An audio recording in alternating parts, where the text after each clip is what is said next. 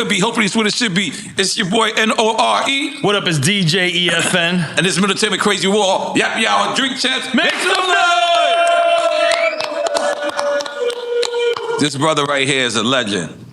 He's an icon. He got 36 albums. He been working. I think he got 100 albums. 36 albums that came out.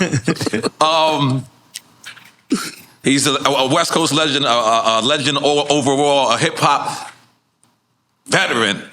And today we're gonna give him his flowers. We're gonna make sure that he knows how much he means to the game, and we're gonna celebrate him today. So in case you don't know what we're talking about, one, only Ras Kass in the motherfucking building!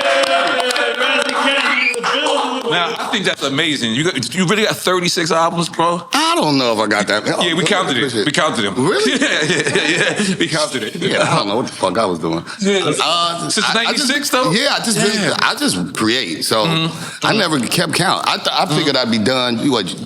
Signed for 5? I thought I'd be out by 4. Right. And you just dropped a new album. Yes, Leopard Eats Face. Okay. What is the difference from coming out in 96 to coming out now?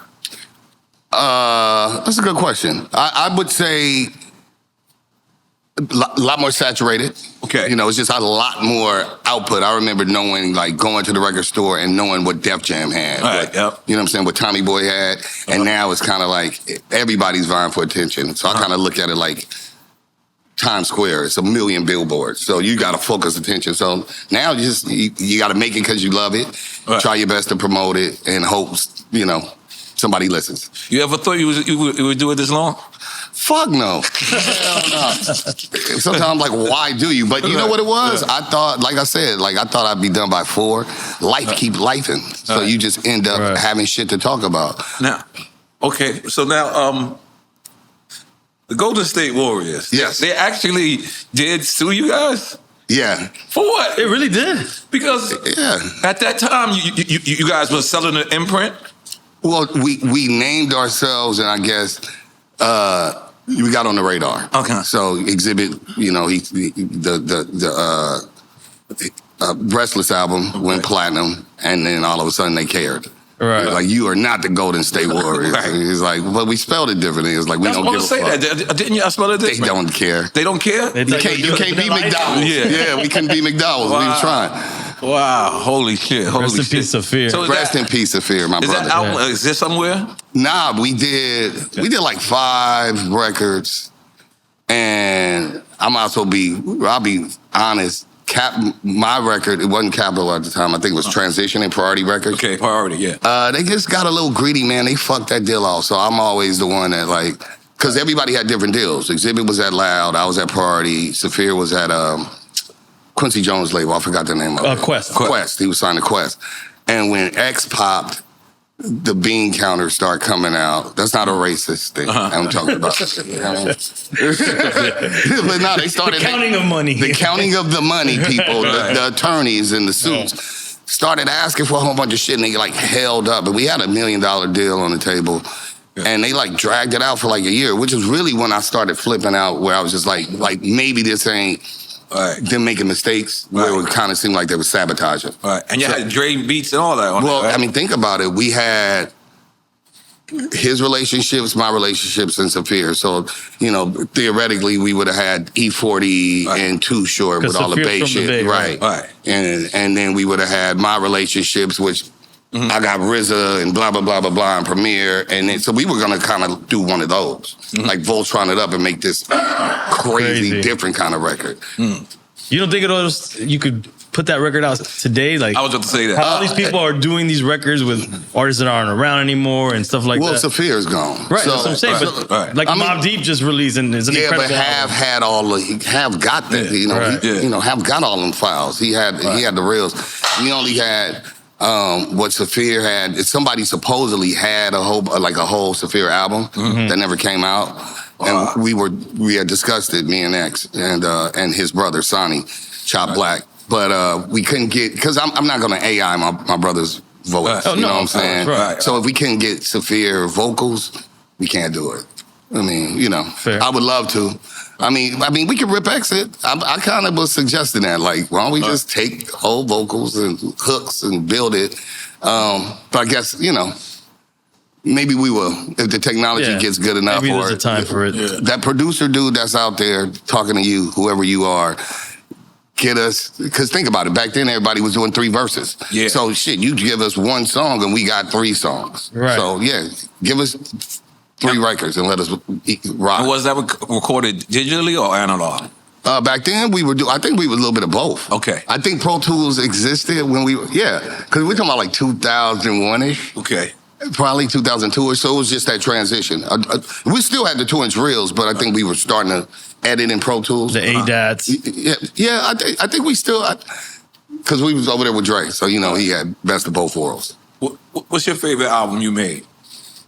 Or is it like your kids? You can't pick your favorite kid. You know what? I don't I make them and then I don't listen to them and then I forget them. What? That's kind of how I make kids. That sounds like a Drink Champs episode. We make them, don't watch it, and we forget them. Well, I mean, until way later, because I don't want to get, super wrapped up in one thing. I'm always trying to grow. Really, Leopard Eats Face for me is Soul on Ice too, to a certain degree. It's a great project, man. I told you so is what it is. But I don't have a favorite. Sometimes I listen to shit like the homie was playing one of my projects, and I was just like, oh shit, because now if I ain't listening in a couple of years or 10 years, I'm not that person. I'm just kind of listening to some dude saying some shit that I can relate to. So I kind of enjoy that part of it. So I like every record separately for different reasons when I listen to them. Do you think putting out music with the internet and being able to download, you think that makes it harder for the artist, or is it easier because it's more access? It's all tools, I think it invites people to diminish the work that it takes to make one song. Right. You know what I'm saying? Because they can get it so easily, or they can stream it for free, or $10.99, and you got the library of everything. Right. But then on the other side, I would rather hear it than not hear it. So I just look at the tool for what it is, right? Appreciate it, and try to, nowadays, we already know you got to monetize it in other ways. You may not be able to monetize it on the creation of the music. Maybe you could sell the merch. Maybe you can platform it, which we always knew. You got to platform this shit into other shit. Most people don't get rich being a rapper. You know what I'm saying? What's funny? I remember having to drop a record, and for me to get that record to London, I had to physically go to London. Right. You know what I mean? To go to see Tim Westwood, to see it. And I never pictured this game to be like that, where you could just press one button and it'd be all over. Right. Even recording. I mean, I never thought I could do a song with somebody, you know what I'm saying, in New York, in London, without being in New York. Yeah, that definitely. Unless because they had to ship the reels, all that shit. The 2-inch reel. And what about now seeing your kids doing what they're doing, man? I'm, like I always just say, I'm happy, that they found something they love. Right. And that thing they love is giving them an opportunity, a fair shot. So, happy about it. What would have happened if they were whack? Oh, shit. All right, I'm going to drink. Can we get him a drink? No. I mean, they would have just been whack, honestly. Real talk. Because you are known for being one of the best lyricists in the game. Imagine that. Your son's going to you and because I heard it at first, you said, you told them no at first. You told them I didn't tell them no. Okay. And one thing, I want them to tell their own story. So, for sure. That's their narrative. They've really created a career for themselves. So I'm going to let them speak on it. But in general, if they were whack, they would just be whack. Right. There's look, Jordan's sons are not doing Jordan things. You know what I mean? You know what I'm saying? So that's, I don't know, I'm trying to give a good example. Whatever. My father can swim good. That's a lie, but I'm just making up shit. Okay. But the point is, if I might not be able to swim. I might not be able to swim because everything ain't biological, and everything. Some shit you just got to work at on your own. You may, Did I say I was drinking? Yeah. You did? Yes. I know I did too. You know why though? Because that's what we Sip do. on your water too, though. We analyze how the show is going to go by what you're drinking. And like, we know tequila works every time. Like tequila. Is this tequila? No. That's Jameson. That's the Jamie. Okay. Yeah, that's the Jameson. Right. So I see you now. Oh, just straight up too. Yeah. Gangster shit. Yeah. Okay. How'd you become a whiskey guy? New Yiddy. New Yiddy? New Yiddy did it. Okay. First of all, I got to represent the West. So we all started with the bullshit. We started with Bumpy Face. Oh, I don't even know what that is. So, you don't remember Bumpy Face? Not at all, man. Oh. You were being a good young West Coast what, like kid. Mad Dog? No, Bumpy Face was the gin. Oh wow! And it was the bottle was bumped, right? Like it's all fucked up. So we did that, but we're talking about kid shit. Snoop alludes to it, gin and juice. You know what I'm saying? Right. So that's when you're like a kid, and we would drink that, and then you get hungover, and then we would drink fucking. It was cheap ass like Night Train. And you put Kool-Aid in it. Yeah. So we did that. And basically, then it was Hennessy. Once we finally got some money, I remember Wino gave me some Hennessy. You ever drank Cisco? Of course. I drank it all. I thought it was amazing. I loved it. It was amazing first when we were kids, but not. Oh, yeah, never now. Now when you look back, called it liquid crack. What the fuck was we doing? Yeah, and then we went through the Hennessy phase.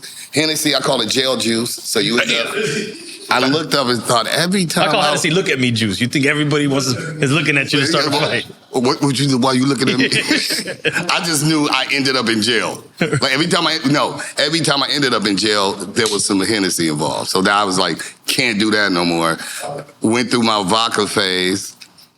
And then, I was somewhere. I was at a bar with like was a whole bunch of fucking Wall Street dudes. Right. And the Wall Street dude was like, yeah, that's the money drink. And I was like, oh, really? And I was like, fuck it.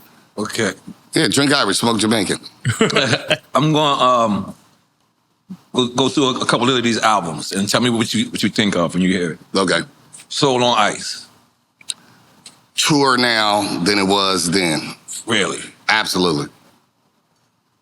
Wow, you think the times have not got better? It's worse. Absolutely it's worse. Yeah, come on, man. It is, man. Who would have thought it would get worse? Soul on Ice is truer now. Right, thank you. The things I'm dealing with, you know what I'm saying, that I'm talking about, sociopolitical, overt racism, a country that won't own up to its lies, erasing history, literally taking people out of books and making it illegal, burning books and all that, yeah.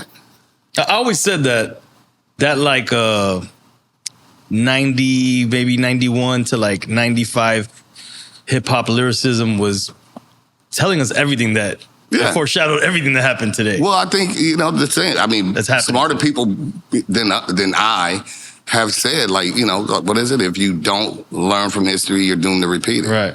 If you keep fucking the same girl that keeps giving you crabs, you're gonna get crabs. The dragon. Right. I mean, logic prevails. So yeah, we haven't learned from our past mistakes, and then we get on some.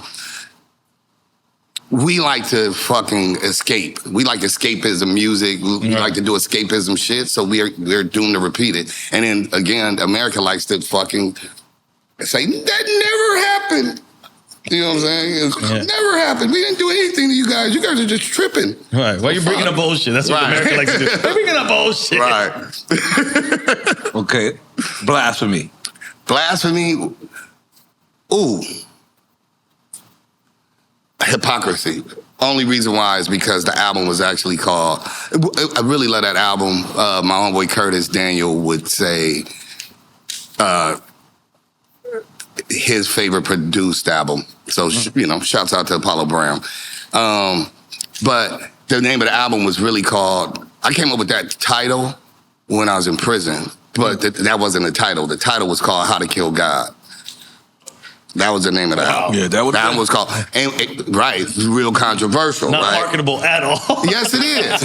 Because guess what? It's not a how-to manual, nigga. I'm just saying, like, so the metaphor it's was. Not the anarchist cookbook. Right, yeah. Now the metaphor was, how do you kill God? Well, God is love, right? God created everything. Right. So if you go kick a fucking cat, you killing God, you hurting God, something that God created, one of God's creations. So how to kill God is being a dick, being fucked up, being a sexist, being a racist, being a bitch ass nigga. All that shit is how to kill God. So when I did it, the ironic part is I didn't say how to kill Allah or how to kill Buddha, all the shit, because America, and that's why I said it's hypocrisy is, if I would have said how to kill Allah, or how to kill Buddha, or how to kill Yahweh, Apple and iTunes would have said, cool. Spotify would have said, cool. Because they identify that with European God, that's why they said no. It's like, absolutely not. So then we called it blasphemy because they're being blasphemous. So that's what I think of. Okay. Eat or die. That's when I'm on the run. Okay. So that's when I realized this company is against me, and I'm at to sink or swim. So yeah, I just think of like, fuck it, my back was against the wall. I was upset. I was mad. And fuck it, I'm gonna have to eat or I'm gonna die. I gotta figure this shit out. And we gotta go back, because I know you've talked about it in length, but just for the sake of this show, I want you to go back later on and talk about absolutely. that. Yeah. Okay. Solo on Ice 2.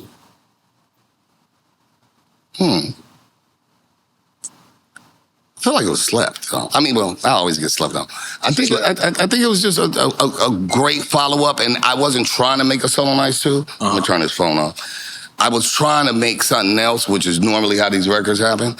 And then I just felt like 5 records in, I was like, I'm making something that is an extension of the first one. So I feel like I did that, and what was that? Like, whatever, I 2023'd Solo Nights, updated production-wise or whatever. So, yeah.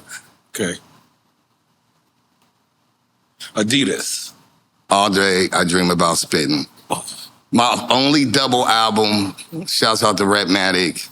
And what do I think about it? Yeah, I feel like it was my only double album, which I never felt like, I don't be having the bandwidth for that shit. So I don't know who listened to it, because there's a lot of listening.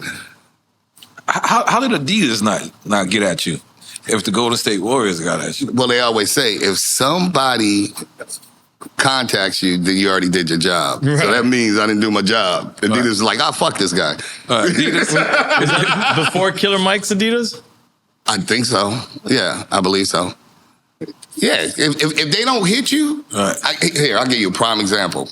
And I get to flex a little bit. This is a good flex.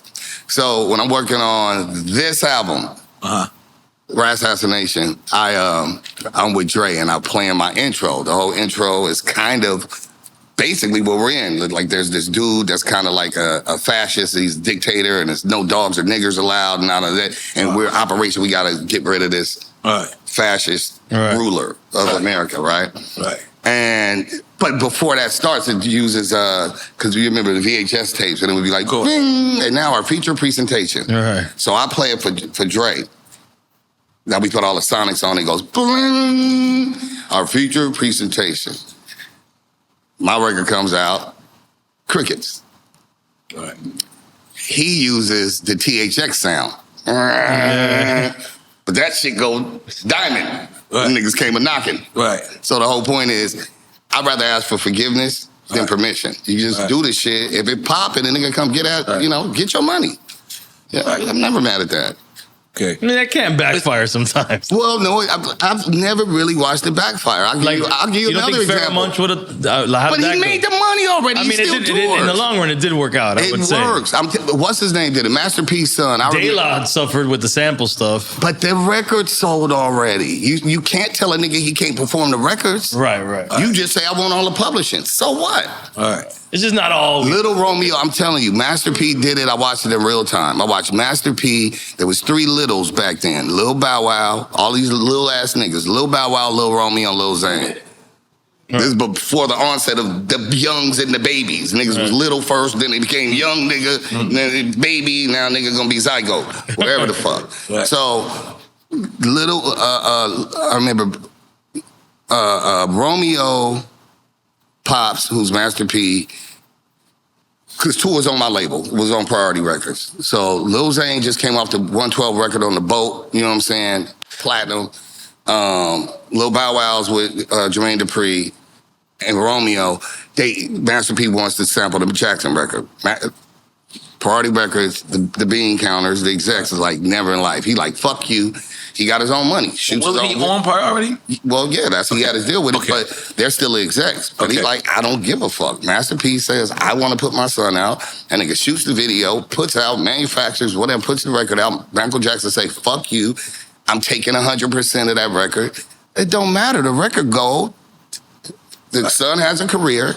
He's still touring. Then he gets on the Disney Channel, wherever the fuck it is. So I'd rather ask for forgiveness than permission.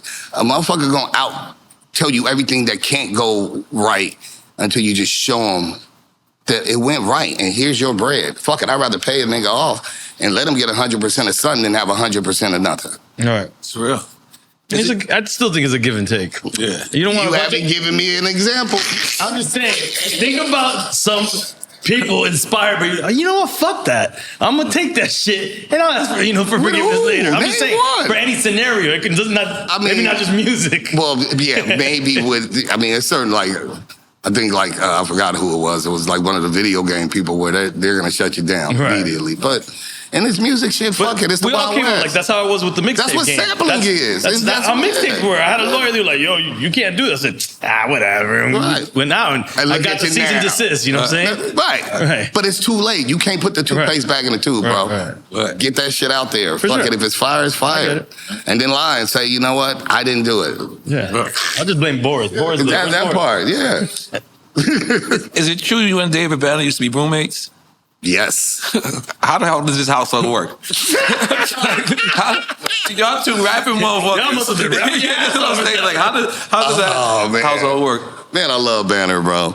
So this is this Crooked Letters Banner? He lost the deal. This is right after Crooked Letters. Wow. Matter of fact, you was on the record. I was on the record. Yeah, bro. What was Firewater, right? Firewater. Yep. Exactly. So the single pops, whatever the label doesn't feel like the album, whatever, he lost the deal. Little do I got the Ghetto Fabulous shit. I got the Dre record. They fumbled the whole record. The money's running out. You know what I'm saying? I'm like, I'm not gonna be broke in LA because then they're gonna say I smoke crack. Right. If you see a broke nigga, that you saw on TV and you don't see him looking okay, he's smoked out. Okay. You know what I'm saying? That's the assumption. So I'm like, fuck it. What this is used for motivation is hilarious. I know, I do. I think like an awful, stupid person, but I'm just telling you my truth. I'm like, I don't want to go to Atlanta because there's some people I was upset with. So I'm like, where else can I go? And this, you got to remember, this is a little bit pre-internet. Right. So I call Wendy Day, you know what I'm saying, Rap Coalition. Shout out to Wendy. Good legend. And Wendy's like, well, we got you. You can come over here and, figure it out. I'm like, fuck rap. I don't want to rap. You know what I'm saying? Niggas fucked my whole career up, doomed. And when I get there, it's another nigga on another couch. It was Banner. Oh, wow. Yeah, man. So we rocked out, man. I actually have videotape because I had a camcorder. Dating myself. And one day we went to the club. Because her roommates do all the dope parties in New York, like Life, all the fly shit. Okay. But one night we went to like Life or something like that, and then he didn't feel up for it. And, like he was just, depressed. You know what I'm saying? Niggas go through it like, damn, and maybe questioning. Human shit. Yeah, like maybe my career's over. And I remember I got back a couple hours later. He was like sitting in the stairwell. He was like, man, I hope you don't mind. I used your camera and shit. I was like, man, it's cool, bro. I went back and looked at it. He was like, nigga, my shit fucked up. My career fucked up, but my name David Banner. I'm going to be somebody. And the nigga did his stuff. So I actually got that tape, and I got to find it for him because it's inspiring to watch somebody at their lowest, re-up. And then we did a record. I remember we did a record. We got a studio, and Mob Deep was next door. Yeah, so this is in New York. Yeah, this is in New York. Yeah, we stand in New York. We stand on like 33rd and 3rd. Okay. So it's a super nice building. We fly. Well, we ain't fly. Right. Wendy and them fly, and we niggas on the couch. Yeah, we brother man from the second floor. Okay. The fifth floor or whatever it was. But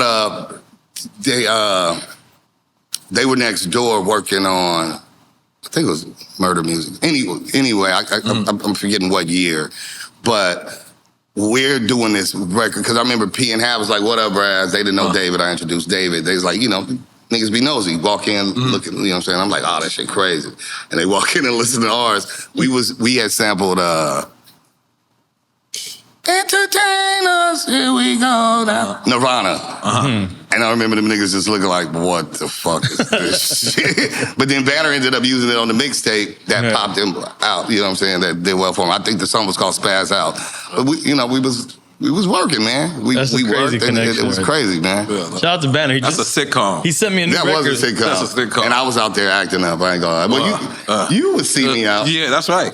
That's right. I want to shout out Banner. He sent me a record with him and Ab Soul. I don't know if he's put it out yet, but he's always cooking. And it's crazy. Yeah, who else got? Did he send it to you? Record with Ab Soul. I got a record with Ab Soul on mine. Yeah. Shameless plug. Yeah. Ras Kass presents. Oh, that was the re-up. Storm. I don't want to get him in trouble. Storm that manages Mob Deep. Oh, yeah. Or Havoc now. Yeah. But used to manage Mob Deep. Yeah. Manages me too. And that was the first time for that project, somebody had got me a 100K socket to my pocket, in my pocket. That was my first, my 100 check outside of my record deal. Wow. So I always think of that. Like, thank you, Storm. So salute to Storm. Perfect management. The Yellow Snow EP. Oh, that's funny. That's my homeboy Rubio. Doc Hollywood was the name of the group. The Yellow Snow EP was, I like doing, like, what they call them, ugly sweater. Like, I like taking holidays and flipping them upside down.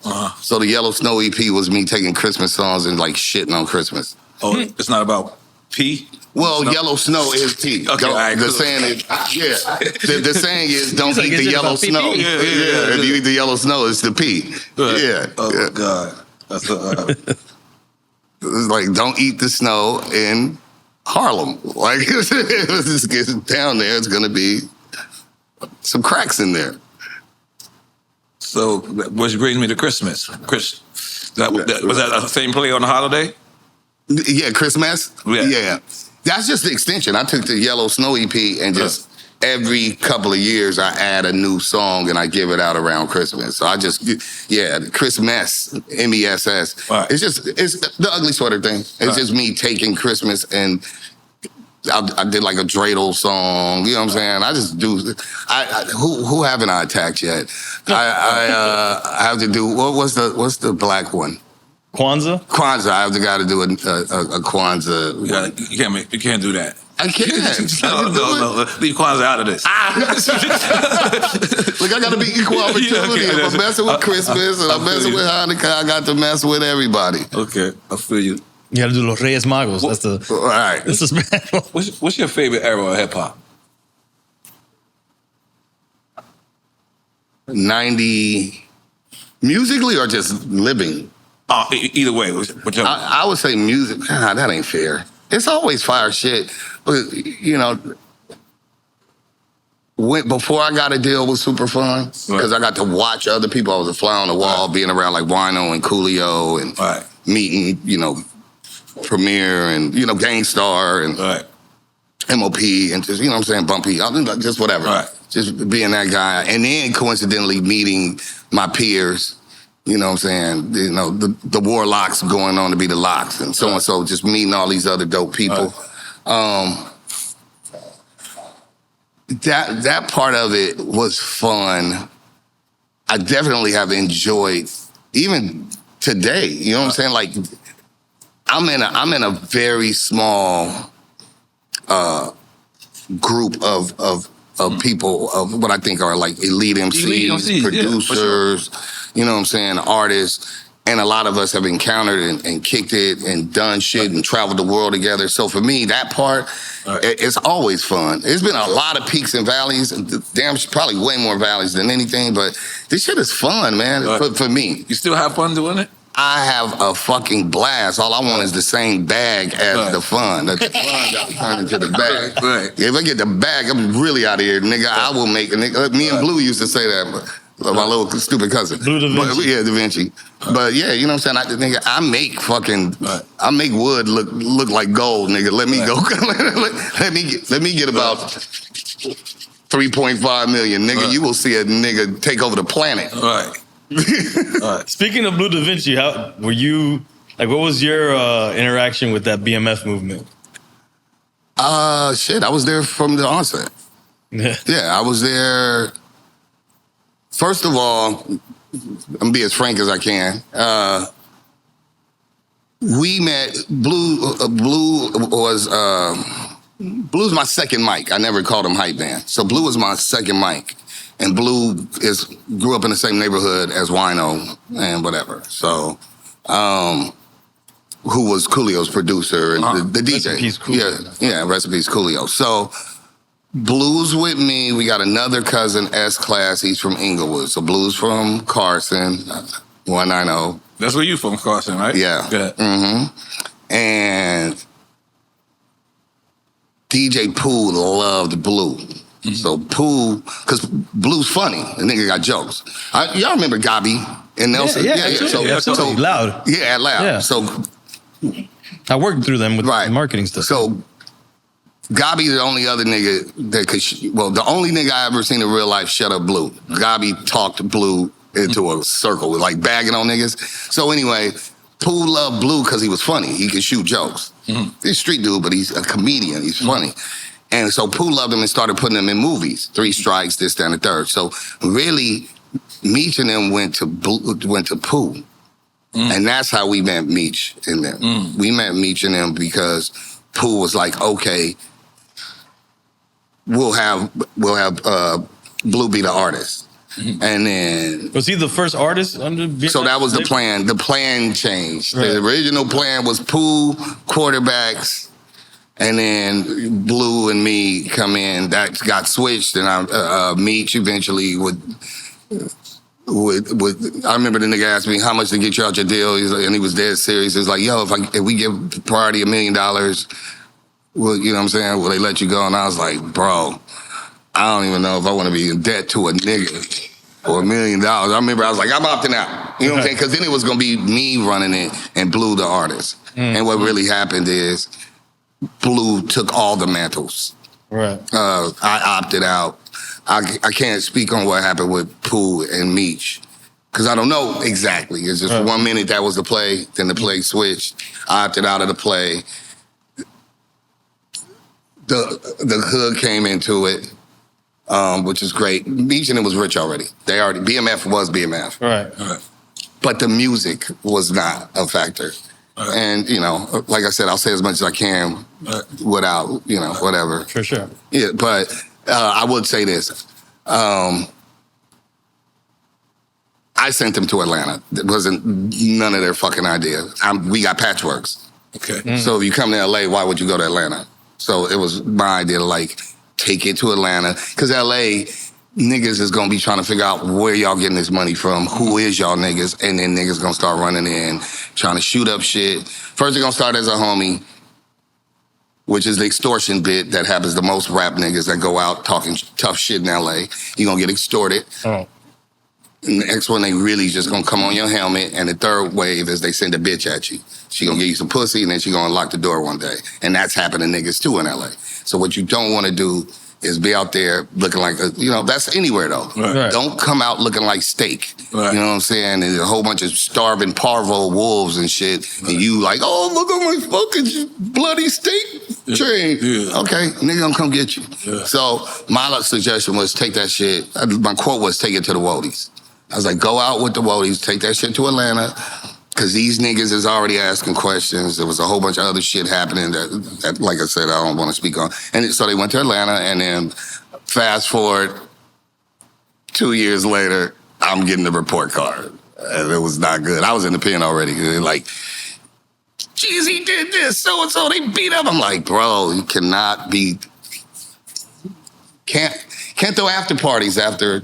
not guilty verdicts and shit with elephants. I was like, don't do it. You bring all this attention. It was a lot of shenanigans. Great. So you were in when that was started popping up. Yeah.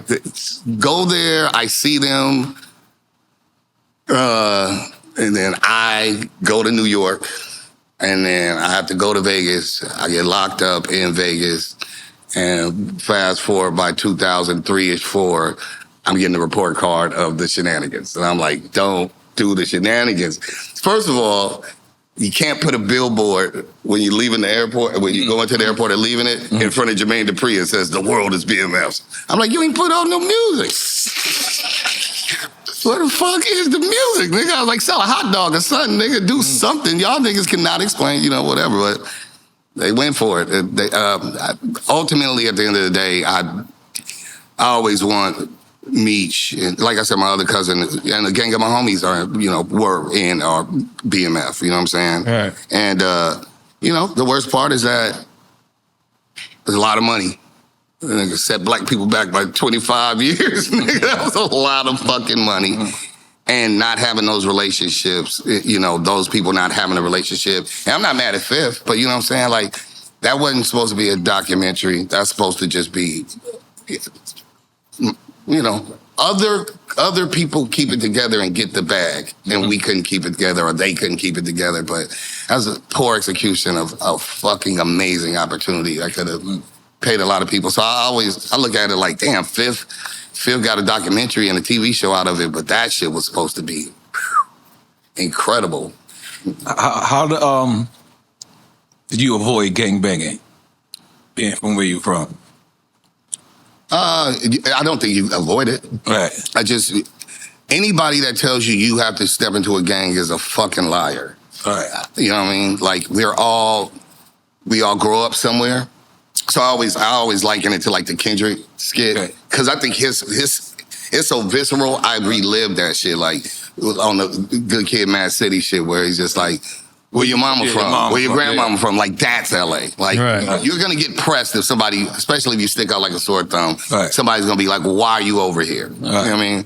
And as far as just growing up in the neighborhood, you don't have to do shit. It's a basketball, nigga. Think about it, on the block, like anywhere.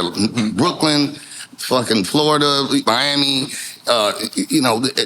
anywhere that you're at, it's a comedy dude. It's somebody that's funny on your block. It's somebody who play basketball. It's a real straight-laced dude that might be the police. He might be a crooked cop, but it's a straight-laced dude.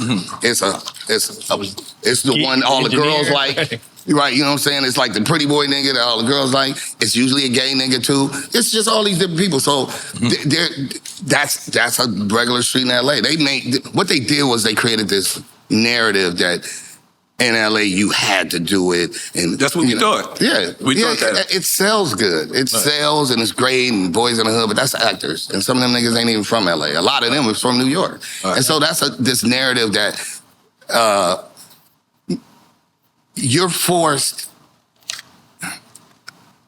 The times I would assume you'd be forced to, and you're not even forced, is because your pops, and not that he forced you. It's just you associate, or your older brother. So I know a lot of people who stepped in because they bro did. You know what I'm saying? Or their father was. So it's like this is calm on second nature. But nobody, when you're like 10, says you got to do it. Nobody never says that shit. I ain't gonna lie to you. Being an outsider, that shit look fun. It is. I would assume. Like until it ain't. Yeah. Like when I used to see like NWA and like they rocking, I used to be like, oh shit, that shit was so different to us. Gangsters in Black. There's no, they rep neutral. They're a construct. They're a concept, and I'm not disrespecting them. I'm just saying there are gangs. You wear the wrong. He was a Crip, right? Yeah, he was. You know what I'm saying? And but he didn't rep it though like that. Right. Like, I mean, on to the public. Right. More people started stepping in, just saying like cuz and blood. Like the young niggas is really outside. And then we got a third factor. We got Southsiders. We got Mexicans. Right. And that's a whole different factor. Yeah. So it's like this whole gang shit, motherfuckers got it fucked up like it's just Bloods and Crips. You got these Southsiders, and they don't want you around there. And they hopping out with K's on niggas. You don't think the most overt version of like putting it out there was banging on wax? I feel like that's the first. Well, that was the overt, right? You know. But here's the rub on that. If I'm correct, there's only 2 people alive from banging on wax. Wow. Yeah, it was overt, and guess what? Now you're the target. Right. Nobody survived that, except for 2 people that I know of. I won't even say their names, but it's only 2 people alive. And one of them had a pseudonym when he was on Banging on Wax. He didn't go by his real name. Because who would have been doing it before that? Maybe Compton's Most Wanted, maybe? Well, I mean, maybe? well, there were people making, so some of these records that came out that would eventually become legendary rap albums started off as like hood demos that they would sell at the swap meet. So I recall one in particular where the artist is gangbanging. He talking about where he from. He talking about killing the enemies, the ops, all that. But when he sanitized it by the time he got a major record deal. Gotcha. But not that L.A. In L.A., Bloods and Crips loved it, and the Southsiders, the Mexicans loved it too. But by the time it came out the mainstream, he made it a lot more digestible by not putting out like I'm from this hood and I killed those particular people. It's the lifestyle is trust me, I got friends that was gang members before we met, you know, prisoners and some lifers after, totally good people. I'm not knocking that. It's just, it's not really, for me, I didn't step in. So what I remember telling, in the studio one time, a dude, you know, early on said, like, you may have to put on the suit, like, to sell the records. You know what I'm saying? Like, put on the khaki suit and get the crip walking. I remember I said, this was sometime around this time, around like 97-ish, 98-ish. But I remember I just said, bro, I'm from, you know what I'm saying? Like, I forgot how to crip walk. Because if you not a crip, then don't crip walk. So when you grow up in a neighborhood where people crip walk, you crip walk. And as sure as I'm rest assured that if you grow up in a blood neighborhood, you be walking. You know what I'm saying? But if you don't become a blood, stop be walking. Because you only creating a problem for yourself. And now you may not have the homies in the burner in the backup, so you don't do it. So I had forgotten how to crip walk because I decided I said the dumbest thing when they asked me to step into the hood. They said, Baby John, because I was in Ras Kass. They said, Baby John, you gonna see from the hood? And then I said, yeah, how much y'all paying an hour? And then the niggas laughed at me. And they said, fuck it, just buy Baby John. And that was it. And I continued my life in the hood and had a great time. So yeah, they never force you, man. I've never seen nobody force. Most people jump in because they broke, so you want to sell dope. Okay. So you need somebody to front you some dope, and you need some protection and where you gonna sell the dope at. You can't go down the block to somebody else's neighborhood selling dope. Yeah. So you need a location to get on your feet. Help your mama, whatever your situation is. The other one is you already grandfathered in. And the last one is something fucked up happened and you mad. You want to get some get back.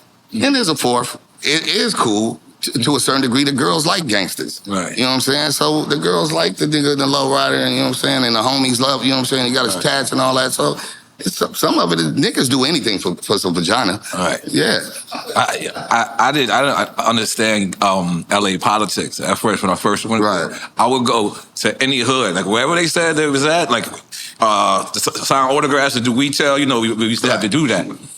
It wasn't until I started hanging with other LA people that it was like, what you're doing is not normal, bro. And I'm like, what? Like I would go to Sauce and the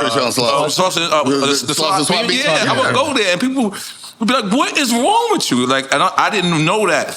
But one thing I do know is like when a person asks you where you from, like my accent is so heavy that like I've never had, like as soon as they say to me where you from and I say, they like, he ain't definitely not from here. And that's the nicest thing I can say about LA. Right.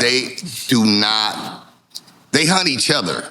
Yeah. Like LA hunts its own. Oh, you know what I'm saying? Like they'll figure it out. Like, dude ain't from here. You could tell by the way I walk. Right. Like Like I can now physically look at somebody and be like, yo, he's from LA. You know what I'm saying? Like, and it's crazy because, you know, we would wear the Yankee hat. Right. We would wear, which is the neighbors. They're like, yo, you went to that neighborhood.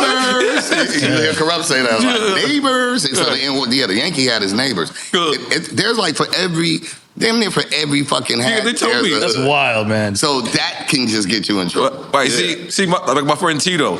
He's not. Shout out Tito. He wears whatever hat though, but not in any hood. Like, you know what I'm saying? Go anywhere. Yeah. He knows. He knows the lay of the land. Yeah. Well, what's funny is like even specifically like Compton people don't wear LA hats. Right. Long Beach, like everybody, like just the best way to explain LA to me is like New York has boroughs, and within your boroughs, you got, you know, Left Rack City. You got whatever. You got all these different places. We got like 52 boroughs. LA is like New York, but 52 boroughs. Right. Like Gardena is Gardena. You know what I'm saying? Long Beach is a Long Beach. You know what I'm saying? Compton is Compton. There's a Compton and a Bompton. You know what I'm saying? And they coexist. You know what I'm saying? So it's weird. We got the West Side. You know what I'm saying? Then you got the East Side, which is Watts. And then you got even further east. And Watts is the whole city, right? Yeah, Compton is his own city. Yeah. So it's not like our counties, right? Right. Or it is like our No, it's all LA County. It's LA County. Yeah, it's a pretty big county. It's not even the biggest one. California's big as fuck. Yeah. But yeah, our shit is, even Hollywood and the Valley is still LA County. Right. Yeah. But I was just saying, like, it may be the easiest way. So when people think like Compton, Long Beach, like it's not this unified place. It's a whole bunch of different. They don't wear the same clothes, and somebody's being not helpful to me. I'm turning this shit off. I know I do got on the doorbell. Yeah. Hello. Yeah. Like literally tribal. So your hat could be a problem. Yeah. Obviously your colors. And then your color. Yeah. You go to East LA, bro. It's places. I remember one time. We was this is past. Your geography is worse than mine, but that's San Pedro. So San Pedro, there's like if you went south of C. Arson, so Compton, Carson, Wilmington, then there's a place called San Pedro. It's right by the water, like you know what I'm saying? And it's predominantly Mexican, predominantly Southsiders. Okay. And I remember we went to a party. And it was like, you know, some Mexican girls, like a couple of, you know, Mexican homeboys, me, and then our homeboy J211, he a white boy.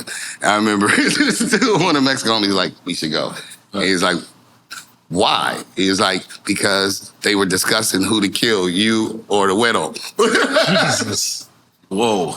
So sometimes they just tripping like, why is this nigga over here? Why this white dude over here? Like, LA be tripping, man. I mean, I think we've gotten a lot better. Right. But yeah, there's a politics, there's a racial issue.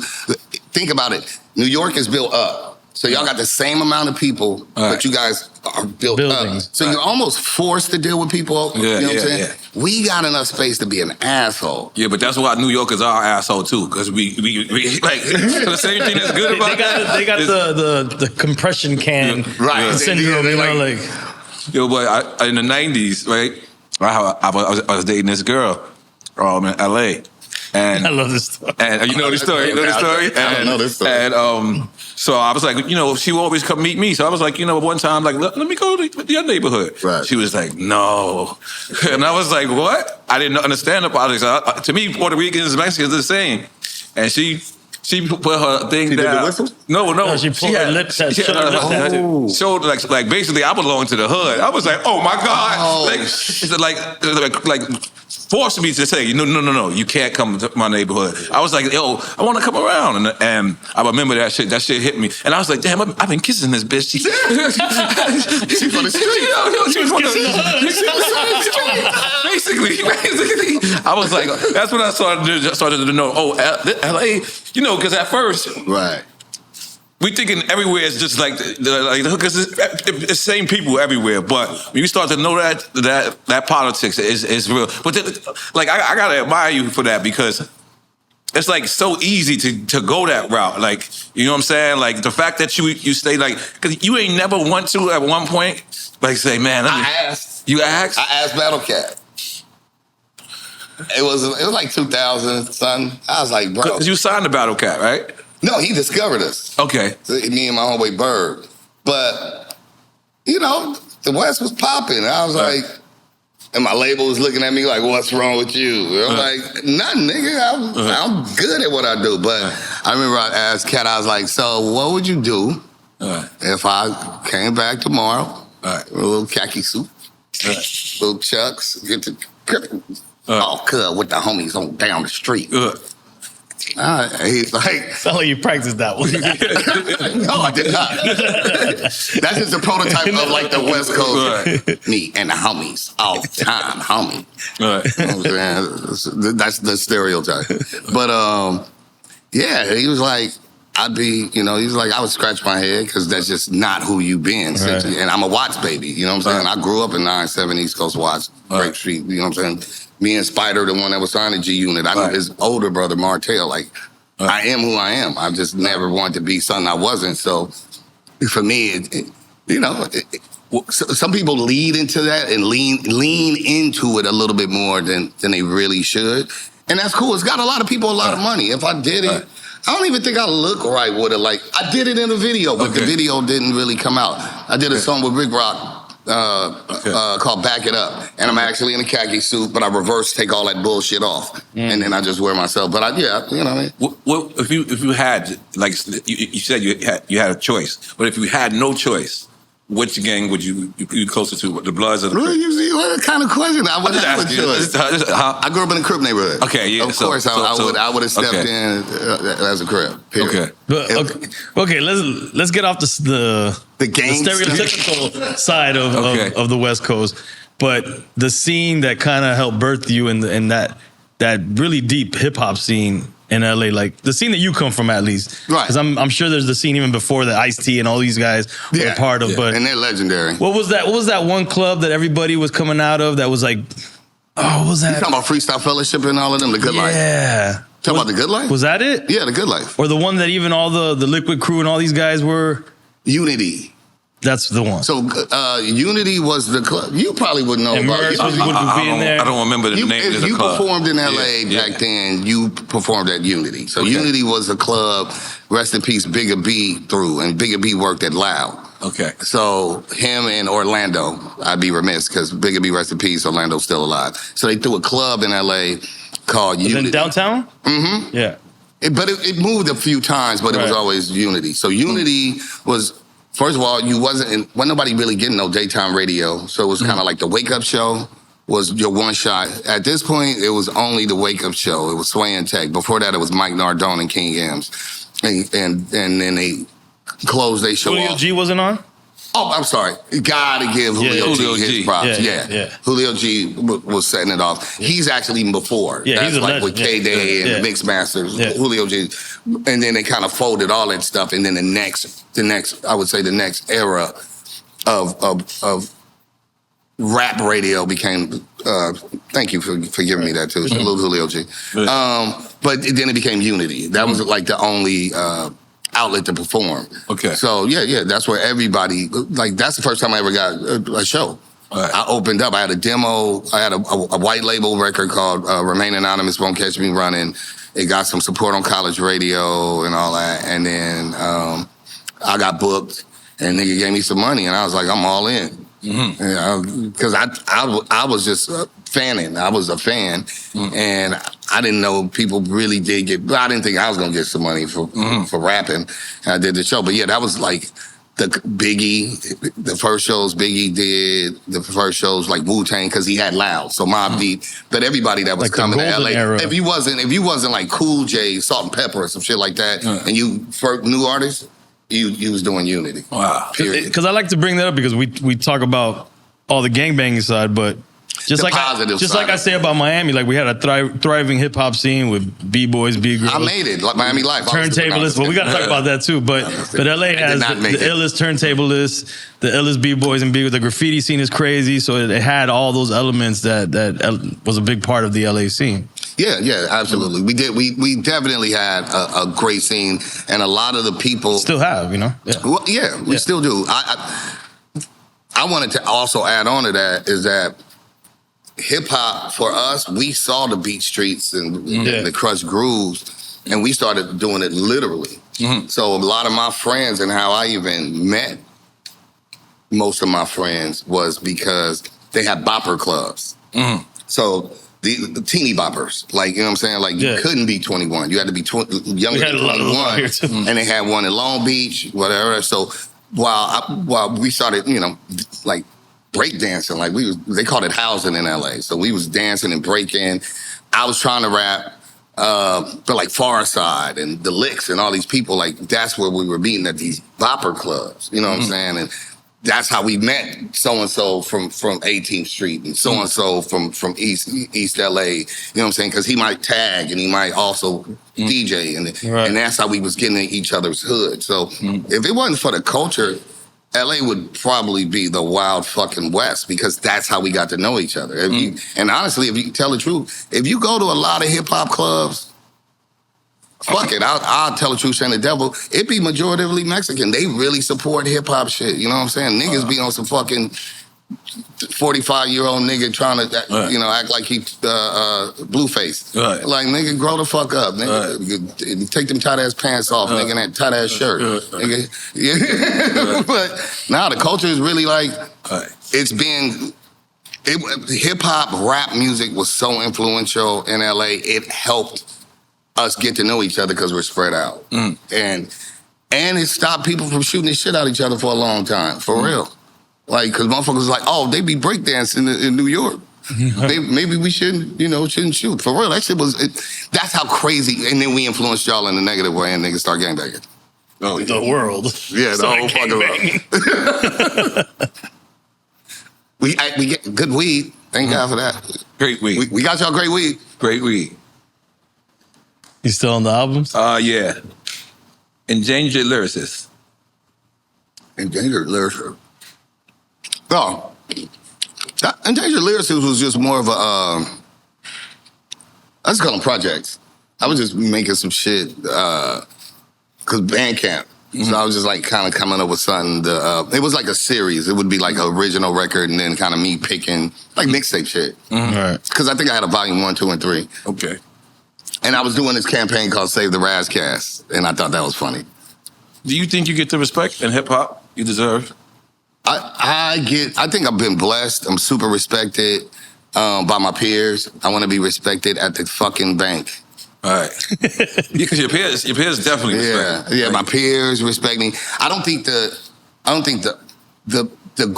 greater audience is just fans. They only know what they hear a lot. Right. And that's no disrespect to them. You know what I'm saying? They're consumers. I'm a connoisseur. So consumers just know, like, McDonald's. And I always tell people, like, McDonald's don't make the best burger, but that motherfucker's in the mall. That motherfucker's at the airport. That motherfucker's down the street. Right. So I get it, but I'm not the McDonald's of rap. You know what I'm saying? I'm that mom and pop store. My shit fire. Right. I should be charging you $1,000. Right. If you know, you know. Right. But no, I want the McDonald's money. So they got to figure out how them two fucking marry each other. Right. Do you consider yourself an underground MC? No. Okay. I think that's a term they put on people that didn't sell records. The only difference between me and Jay-Z is 1 million records. The only difference between me and Eminem is 1 million records. That's it. Because the lyricism is can rap no better or no worse. Right. Amazing talent. Marketable as fuck. Look at this beautiful young man. Right. So, you know what I'm saying? So, no, underground is just what they call niggas that ain't sold the records. And the funnier part is, I wouldn't be underground if I sold $1 million. If I made a quote unquote, made $1 million and got the quote bag selling used condoms, my own used condoms, motherfuckers would buy my records.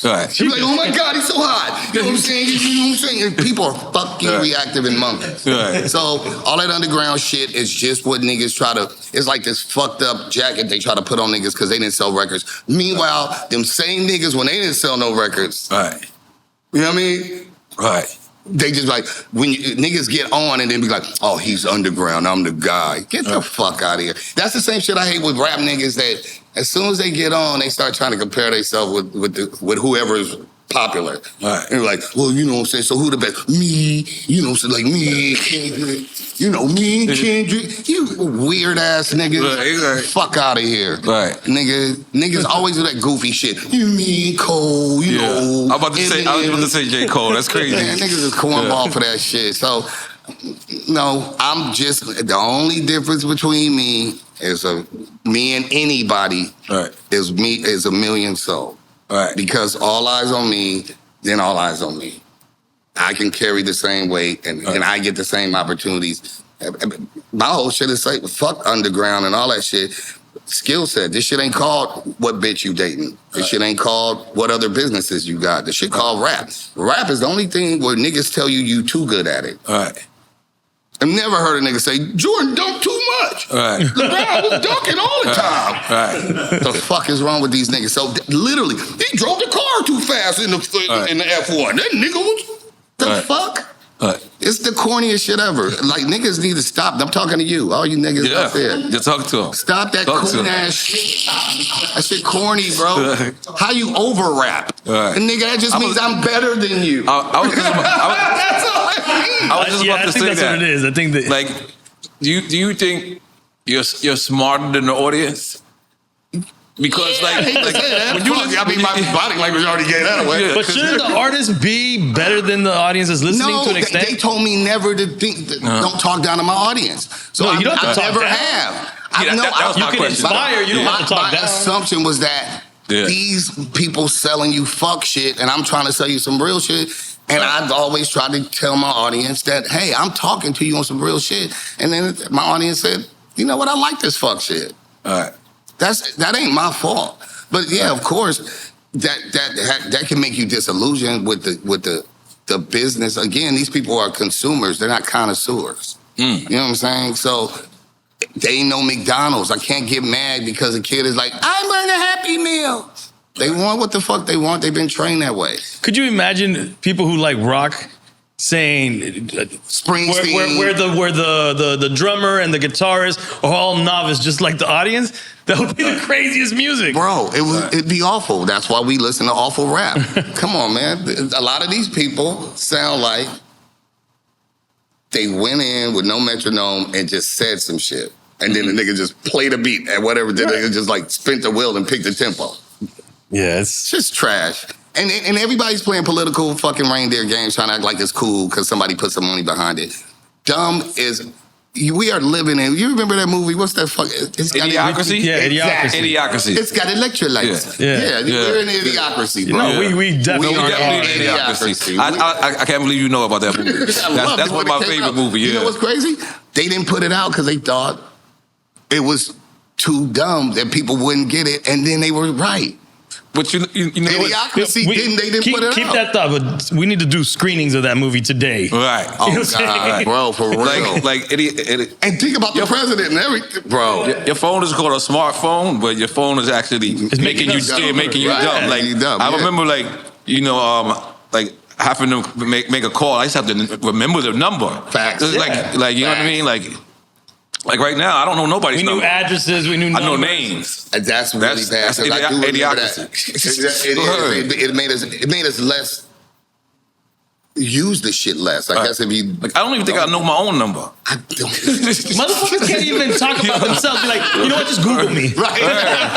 Oh yeah, now it's even worse. People are coming up to you going like this to their phones, and they can just get your contact. Like, yeah, that shit is crazy. Well, we had that with the time port too. Yeah, we had it with the two-way. That was a two-way. But no, this is very high definition. It's getting crazy, bro. It's getting crazy. Yeah.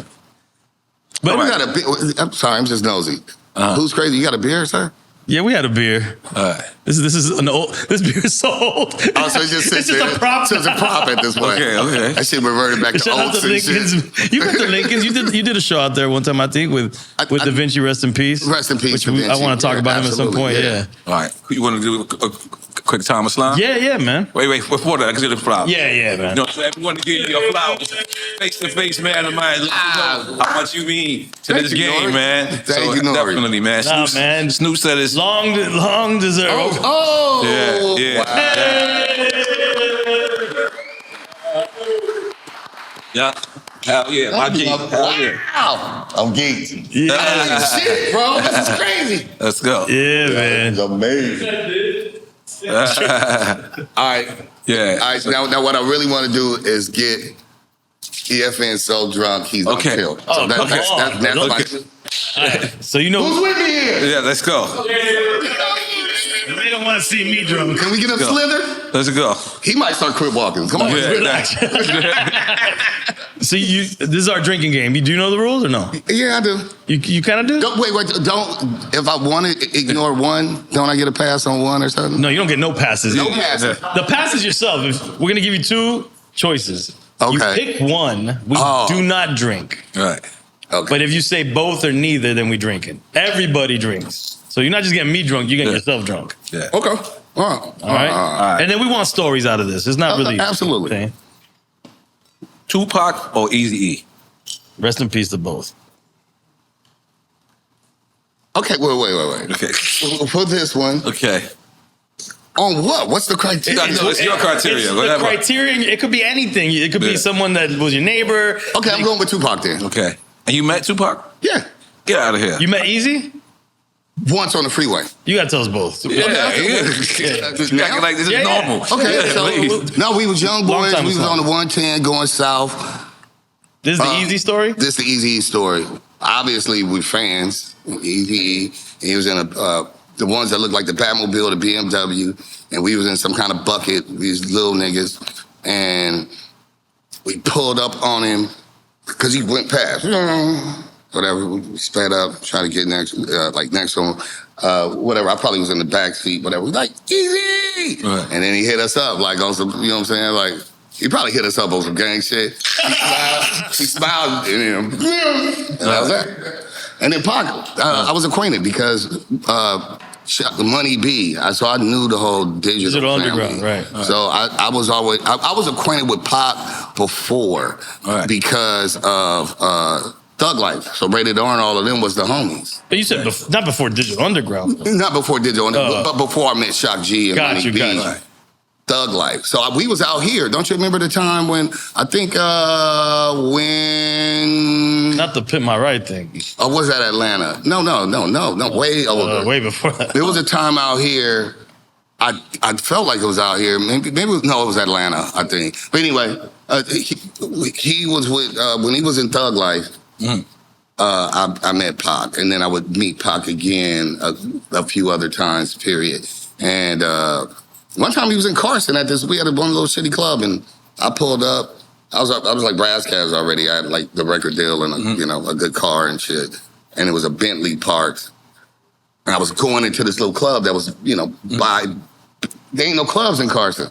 So I fucking like pull up, and Suge and Pac is getting in the Bentley, and I'm like, what are y'all? And then I remember, I'm getting out, and then Pac was like, what's up, Raz? And Suge was like, what up, Raz? And I was like, hi, Pac, what are you doing here? You know what I'm saying? Like, why are you in my city? Like, bro, like, you didn't even know that he was with Death Row already? No, I just didn't know.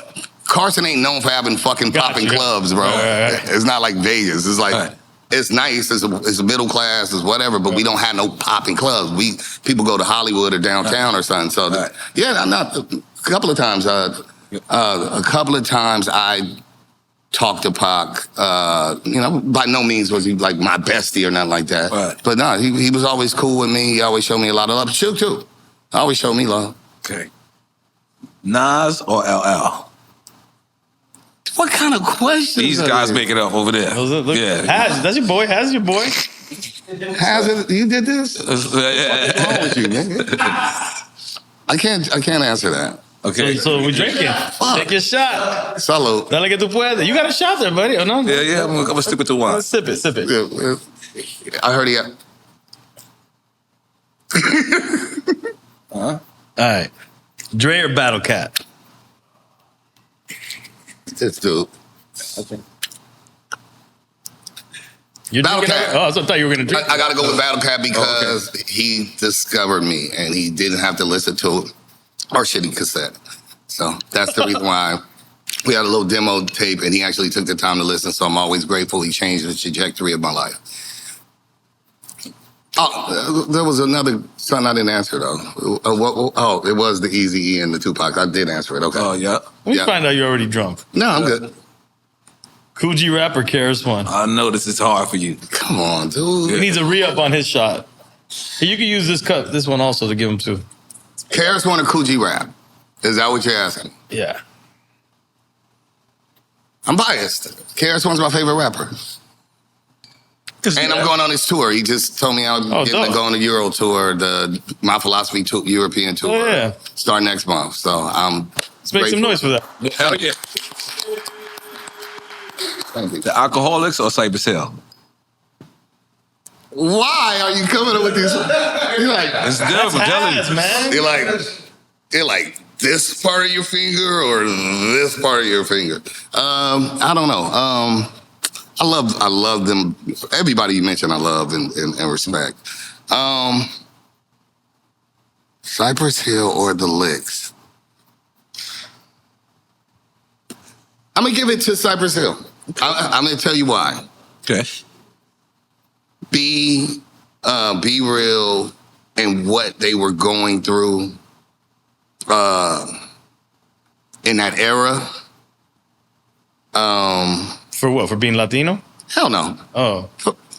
Be real from a gang, and it ain't a Mexican. We know that. So, yeah, we know that. It's homie shit. Unique situation. Yeah, so, but I'm saying him having to even find his voice. Right. You know what I'm saying? So that creativity, then let alone the Latino part of it. But see, what I have to explain, let me keep your thought. Let's just stop and realize that in LA, there's a politics called black, white, Mexican, other. There's no Cuban. There's no Puerto Rican. Mm-hmm. You are either Mexican or you are other. Right. So we operate, you got like the rest of the country operates on these other premises that don't exist in LA. No matter what you are, because he's Cuban, right. Mexican. You are either or. There is no option. So Puerto Rican, you're going to have to decide. Right. Along those lines. You're going to be a Mexican or you're going to be an other, which means you with the niggas.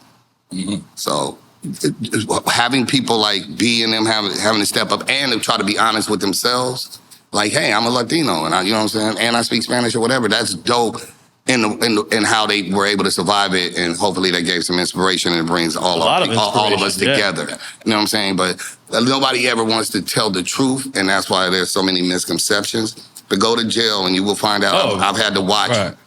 Well, there's underneath that there's paisa and all this other stuff in prison. But yeah, those are the general rules. Nobody cares if you're Filipino or whatever. You are other, and you with them niggas. All right. You with them niggas. Now, hopefully, with what's horribly going on with our country, that even our Mexicano understand, like, we all niggas, bro. They don't like us, so I hope we get there. Okay, and I just thought about it the other day. They really had a hit record called "If I Could Just Kill a Man." You know, I was thinking about that. I was like, how did they let them get away with that back in the day? It was a great era in hip hop. My boy Paul, Drink Champ Sports, he put me onto it in high school, and I was like, no fucking way they have a record. Yeah, you didn't know that? No. This is when it's fresh, brand new, fresh. You know, I'm like, no way they called it that record. I heard it was insane. I heard their demo because I had a deal that I fucked off, or I had a couple of deal opportunities early on, and then I remember, back then you get the tape, so I got like Redman's, you know what I'm saying, album, like cassettes, like industry shit. Niggas is already, they're working on albums, they're sending people shit out. But I remember I heard some of them records before B found his voice. Really? Yeah, man. Like the demoing of those records. Well, they had the deal, but I guess apparently, and I hope I'm not misspeaking on B, but they just was like his tone. So then he went nasal and found his tone, and it's so infectious that, you know what I'm saying? But that was part of the thing, was like, the beats are crazy, his rhymes is crazy, but delivery, and then he like... And the contrast with Sen being like that deep hype band voice is crazy. Yeah, they killed it. Yeah. Shout out to Muggs with the beats. Like those beats salute, are salute. And Sen was Cuban, right? Sen is Cuban. full right? Cuban. Yeah. He's full Cuban. Sen- B-Real's Cuban Mexican, and I believe Muggs is Italian. I believe. I believe so. Yeah. Yeah. All right. Shout out to Cypress Hill. Salute to Cypress Hill. Okay, damn. Exhibit or cannabis? Exhibit. Okay. That wasn't complicated. Quik or Alchemist? Fuck you. This guy here. I'm gonna do the shot. Fuck it. They're both amazing, man. Cheers. Salute. You're welcome to have some marijuana if you want. It's really. This is not Jameson. This is like murder juice. Is it Jameson? She's giving you Jameson, bro. It tastes like that shit. But you don't have to, you can give him small shots. I am Thank you for trying to kill me. The Monster? Yeah, I don't think I've never seen nobody mix whiskey with Monster. I mean, that makes you a monster. El monstro. Yeah. Any stories with Quik? Let's see. We know your Alchemist story, which we can maybe talk about later. But. No, it's good. We're fine. All right, here's a good one. So, I don't have a record deal yet. Maybe I got a record deal. Do I got a record deal? Maybe I have a record deal. Maybe this is 95. But I ain't got. It ain't out yet. But my homeboy Flip, his name is Michael Barber. So Flip is from Inglewood. He a producer. He ends up helping me salvage and save Soul on Ice. But one day we go to the studio and we go to Quik's. It's DJ Quik session. Right. Again, we call it out of bounds. Mm-hmm. Like, you don't want to be out of bounds. I don't want to go to the Southsider party and be the only blackie because they're gonna kill me. Right. And you don't want to go to the blood party and you the Crip. But even still, even if you're not, you just don't want to. Sometimes we have, like, people have tails, so you might say Loke as opposed to like my relative. You know what I'm saying? Because if you grew up in a Crip neighborhood, you probably say my cousin. You know what I'm saying? Right. If you grew up in a blood neighborhood, you would say my relative. And so we have tales to tell where somebody's from, and you don't want to stick out. So I remember we go to the studio, and it's just all Quik. I'm a fan. I'm tripping out, but I'm like against the wall. Young boy, I'm looking around. I'm watching. He's doing a vertical joyride for what's his name? I watched him cook from the beginning. Then he did a song for Boss. I'm watching him cook these two records. Yeah, Boss from Detroit. Right? So that same session, I watched Quik do 2 records. And I just remember I basically shut the fuck up because I didn't want to say anything that would alert them that I grew up in a Crip neighborhood. So it's just super quiet. I watched it, but I've told him that before. Like, you know, he's super lovely. Like, anytime, like, if I show up, he throws me mics. Like, Razzie, get to it. But yeah, man, like, that Quik is amazing, man. I done watched him cook. Cause he can play everything. He's like one of them Quincy Jones dudes. Yeah. He got great vision. He's ill, man. He's ill. He threw me a record recently. And so I want to finish that record. That's one of my bucket list shits is to knock out a song with Quik. He told us that Michael Jackson was Crip. You know, I mean, I don't know if he was serious. Yeah, but he was like Michael Jackson was doing things that wasn't. Because you know that famous picture that seems photoshopped. I mean, but Quik, look, stranger things have happened, man. Right. I'm just trying to tell you, you never know, man. I don't want to be telling people's business, but there's some people that super R&B. That be on some other shit. 100%. 100%. You got to remember, it's just like this culture is 50-something years old, 50 or 51. It's gangbanging is about, might be the same or older. Older? Right, it's older. It's like mid-60s, 1960s. Yeah. So it's some people, it's great grandma gangbanging. Yep. Yeah. It's crazy. Ready to Die or Illmatic?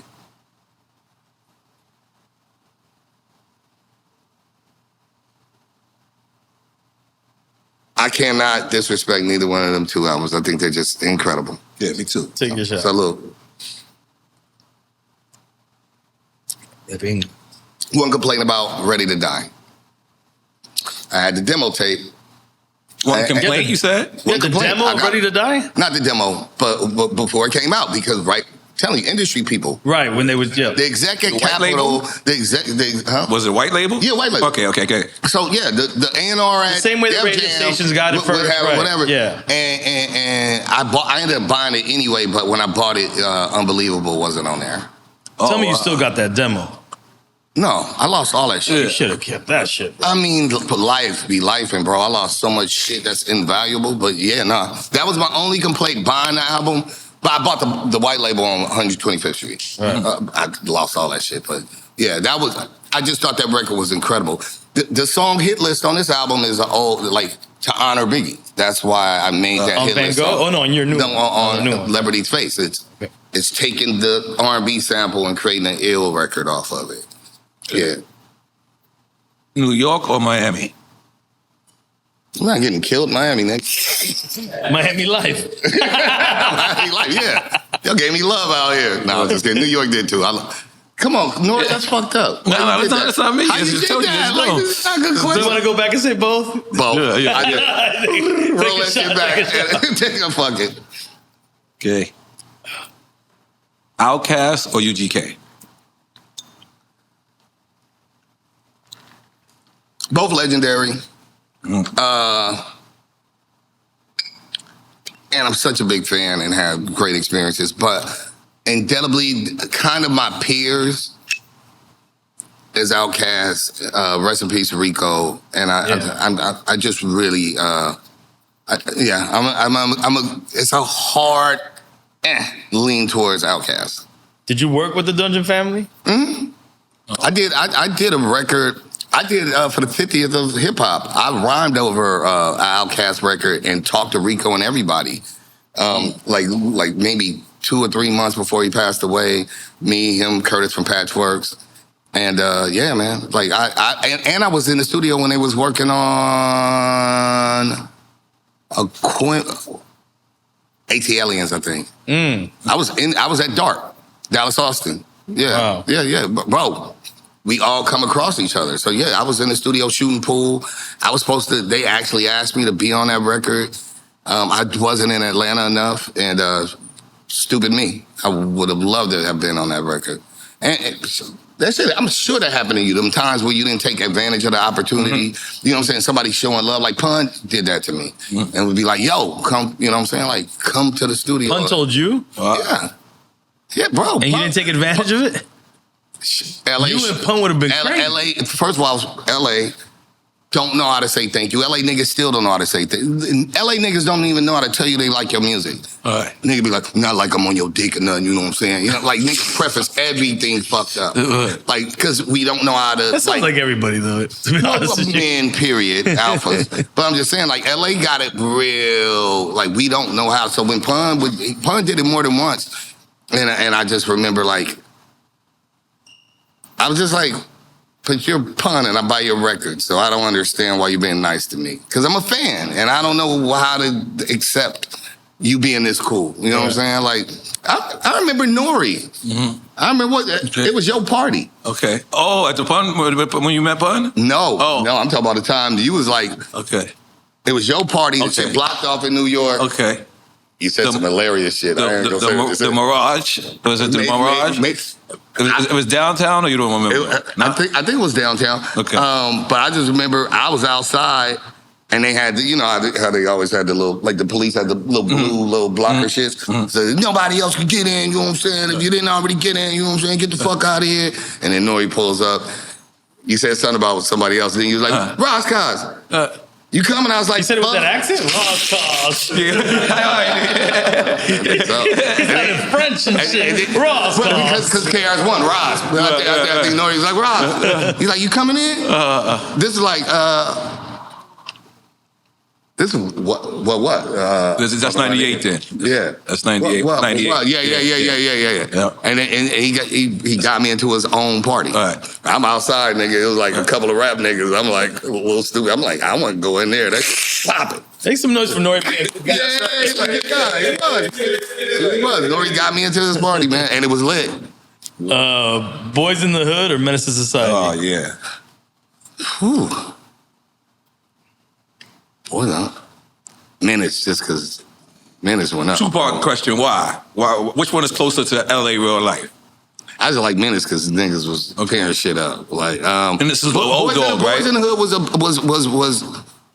a more positive story to me in the sense of you think it was more realistic, more grounded at least. They both happen. I just like true. I like Menace because but they both real stories. You saying when they both happen? I mean, they both do happen. Okay, those things happen is what you're saying. Those things happen. There's an enemy, and don't There's go over there. There's an old dog. There is an old dog. There's the smoker. Yeah. All right. You know what I'm saying? The Boys in the Hood, I do like it because there's a strong father figure. So it's not always somebody fucking up because they don't have a dad. Larry Fishman, you know what I'm saying? Even though they're the same age as his son, but it's okay. It was? Remember that was the whole thing they used to say that they look the same age. Oh shit! I didn't remember that. You doing Don't Be a Menace. Well, you don't remember that. That's why they made that joke. I know, right? Off subject. Don't Be a Menace when they walked in the liquor store. Was Don't the Be a best Menace part. is dope, man. Oh yeah. Don't Be a Menace when they walked in the liquor store and the shit said nigger is the best part of it. All right. The Wayans brothers are the best. Anyway, that's a whole different thing. Okay. So you pick Menace then? I'm gonna pick Menace just because it was about sliding. Okay. Like, and then Saphir was in it. True. Saphir would get he was ill in there. And Cousin Harold. Cool ass dude. Cousin Harold. Coolest dude in the whole thing. And I didn't know him then. I remember, and I've got fond memories in Westwood. You know Westwood. Yeah. So the night that movie came out, it was a weekend, like a Friday, stupid kid shit. We went to it's like thousands of kids they were sold out. The kids bum rushed all the theaters and just started finding seats. And we forced Westwood to just play all the theaters was playing. Wow. Yes, we did that. Can't get us all. The niggas talking about thousands of little black, brown, yellow, white, green kids. We did it. And then I do remember Saphir's part, and I was like, that was gangster. Yeah, between him and MC8. Right. Gangster shit. Yeah. I was like, that shit was like, and even the Twitch, I remember the Twitch. I was like, shit. And then I would go on to meet bro and him being my brother. That's wild. You didn't know him then. That's crazy. Killer Priest or Corrupt?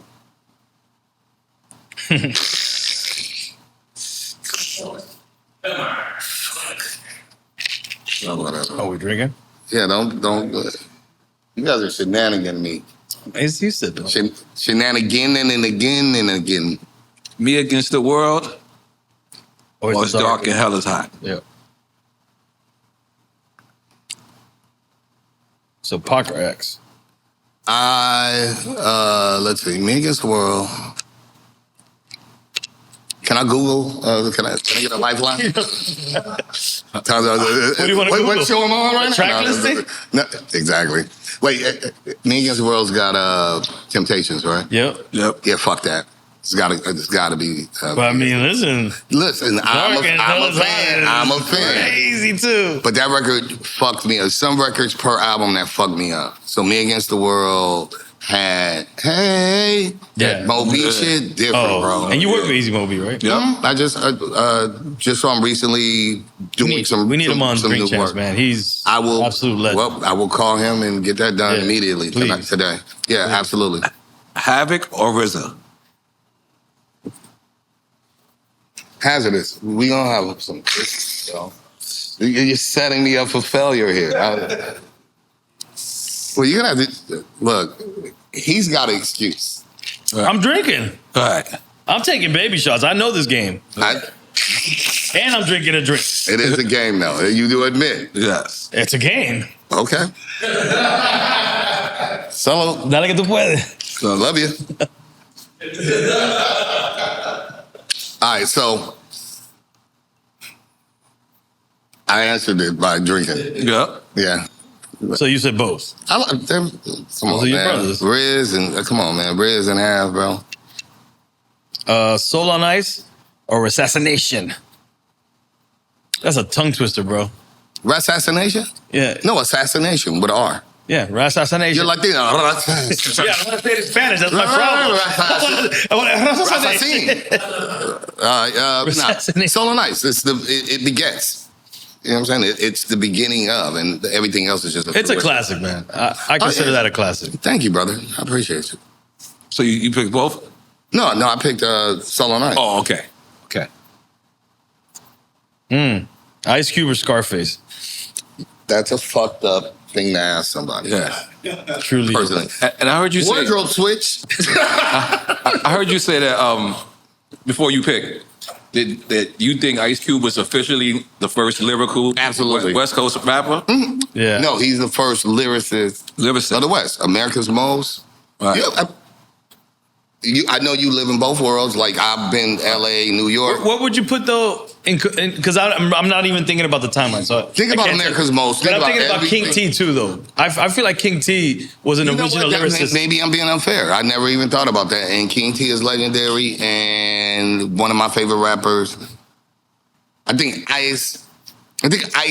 So there's different components to this. Okay. Some people are dope rappers. Right.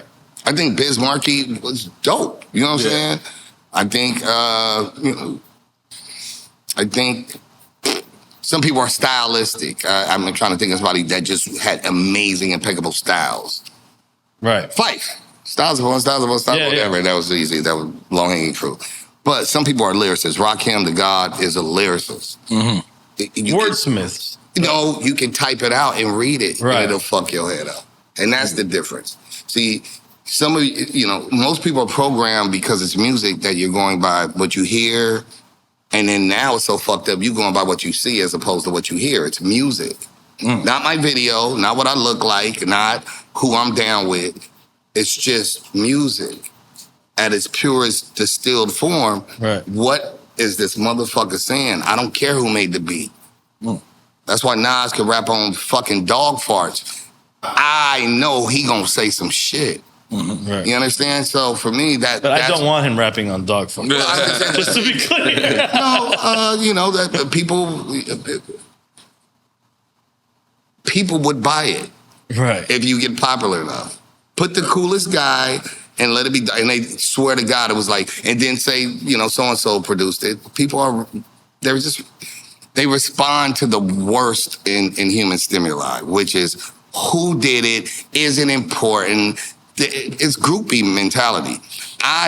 For me, my love of the craft is about the craft. Not who did it, who he fucking, where his bank account is, where is these bars at. This is the only pure sport for me. Like, I don't care. Like, and the only other sport like this is MMA, boxing. Right. One man walk in, one man walk out. Who spit? Period. Everything else is always like, who helped you? Like niggas be lying about their bar game. People lie about, if you gotta lie about not writing your rap, we're playing a different sport, which is kind of where we're at with this. It became more of a show about look at me as opposed to listen to what I have to say. Right. I want to hear about N.O.R.E. when he's the nigga on the run in. Capone, N.O.R.E., CNN, War Report. I want to hear what that shit's ill to me. And I think if we get back to the craft of it, we're going to get in a better space. Yeah. So anyway, I land on We're talking about Cube, but it made me think that looking back at Cube when he left NWA, it was pure genius to do Jackin' for Beats because it showcased his vocals, his lyricism on these tracks that were out. That was East Coast tracks, East Coast mainly, yeah. And it showcased him in a way that you're like, yo, you couldn't deny him on any coast. Right. So did you pick? I felt like you picked Cube. I didn't. You did? I was deferring. Yeah, you did. I didn't. And when I told you Ice-T, you thought about it even more. Right. No, you know what? I'm gonna go with Cube because King T as it. But Tila, you don't. But Tila, King T, we call him anyway. King T. Because King T is a predecessor of the Alcoholics that I feel that lineage even goes to Kendrick, in my opinion. King T is King T, so I can't take his stripes. But is King T did come out before Cube. Yeah. He did, absolutely. King T. Act a Fool, all that, with DJ Pooh. Yeah. Facts. Yeah, facts are facts. But Cube took it to the world. I feel like King T is first of all, that's big bro, legendary. I think when I'm coming out in my era, my first lyricist to me, a nigga you love to hate, Ice Cube, the NWA shit I was hearing, and think about it back then, NWA always had a posse song at the end with no hook, which was a spitter record. Yeah. It's all the records y'all would have, like, you know what I'm saying? Like, on Pun, dun, dun, dun, dun, dun, dun, dun, like, it was always a posse cut where you burn down no hook. Niggas get it off. So no, Cube was ill. I mean, every Drink Champs fans know that I'm a Cube fan. So. Yeah. So you picking though? No, I've been trying to defer. I was trying to see how drunk you were. Okay, cool. So and listen, and Face, you can't take nothing away from Scarface. That's one of the. And he plays the guitar at this point. He's the illest. I never seen a man cry till I seen a man die. I'm not taking any stripes. I'll do it. Yeah, I'll do that. Because they would do it too. They would take a shot for each other. I'll give you a funny Scarface story. Like, this is like my first solo. Like, I like going out as a solo. And, I believe Super Thug just had hit #1, so I was a little gassed. Right? So the promoter was like, "Hey man, I want you to close." I knew I should have said. I knew I should have said no, but I was gassed, so I went out. Boy, when I tell you, where you at? This is Vegas. You can't come. But you could have won. No, I did not. It was not a good look for me. Like, it was not a good look for me, man. Like, because to go on after Face, I never see the band I was like, I wanted to give the money back, bro. Like, I was like, I don't want to come on after this. Wait, I got a good story. Right. This goes back to Biggie. Okay. I only met Biggie once. Okay. I forgot where we were at. I feel like it was, I think when you said Vegas, but I know it wasn't Vegas. It might have been San Diego. Okay. For some reason, it was something big in Dago. And at the time, it's Flavor in Your Ear. Okay. Biggie just came out. The remix, yeah. The remix. Big. But I think Biggie's album is out. No, he's dropped. At least singles then came out. I get booked. And I am apparently, possibly, whatever. There's something. I'm like, one person, it's me, then somebody, then Big. Mm-hmm. Then they just probably drop Juicy, I think. It's like, album may not be out. It's just like Juicy dropped and I gotta go on. Then somebody. And you know who Big is at the time? Or, absolutely. Okay. Yeah, he's all over the place. Right. Even on the mixtapes before he dropped, it was right. I'm like, but he already got the Flavor in Your Ear shit. The Juicy shit already popping in L.A. Right. We on the West Coast. Unbelievable's out already too. But people didn't hear Unbelievable out here. No? No, hell no. They didn't play it in L.A. Really? Wow. No, bro. That was huge. That's why I was saying I was upset because I heard that on the mixtape. Right. Just like Raise Hell from M.O.P. They never played that in L.A. I bought M.O.P's album for Raise Hell. Remember them niggas with the Biggie sample. But long story short, I'm getting on. I'm like, great. You know what I'm saying? I'm going to get on. I'm going to do my spot. I'm going to give him a little money. And I remember they was like, he got double booked, so Biggie going to go on now. I was like, nah, he should go on after me, though. I mean, like, he should go after me, because I should go on before him. All right. He gets the call to Audible. He got double booked, which is always a win. All right. When you in town and somebody throw you another bag, he was like, yeah, I'm going to go on. And I remember this nigga just destroys it. Because, he's got hits. He's already got, you know what I'm saying? He's already got previous hits. Right. He can do the Flavor in Your Ear remix again. And then he crushed it. And I remember I was walking, I had to go in. And they said, have a good show, this big ass thing. I'm like, bro. In my brain, I was like, thanks. You know what I'm saying? I was like, man, fuck you, bro. I do not want to go on after this. This is awesome. But you got to do it. You come to the other end. But I love that because part of this shit is, it's not really a chilling circuit. It's just like earning your stripes. And I never wanted to be the headliner. The only thing I ever wanted, honestly, N.O.R.E, I wanted to be the friend next to the most popular person you knew. Mm-hmm. I never wanted to be the dude because the target's on you. Mm-hmm. I always wanted to be the homie next to. That way I can get mine. If the homie get 800,000 and I can get 300,000, why am I complaining? That's all I want. If I ain't do that on a tour, I'm good. Most niggas get, but my strategy was great. I don't know what the execution part was, not right. I don't even want to be that nigga. Even though I feel like I'll bar out most of these niggas, I never wanted to be the most important because that's ego shit. I know I'm great at what I do. I know I'm a great person. I just want my bag, bro, without the fuckery. And I know everybody be looking at the main niggas. I never wanted to be the main guy. I'm still not sure if you answered. I did. He did. I did. Oh, what you said? Few? No. I said. Oh yeah, no, he didn't. I did. No, you didn't. I threw you off. Okay, right. fuck it. You said both. I did the shot. He said, "Well, yeah, I did. I don't even remember if I poured it. Wu-Tang, I tricked him. Wu-Tang or NWA? Try to trick us again, buddy. Hey man, I told you I wanted all the smoke with you, my friend. I was trying to break the system. This is my fun time. I miss you too, by the way. Let's see. That's unfair to me.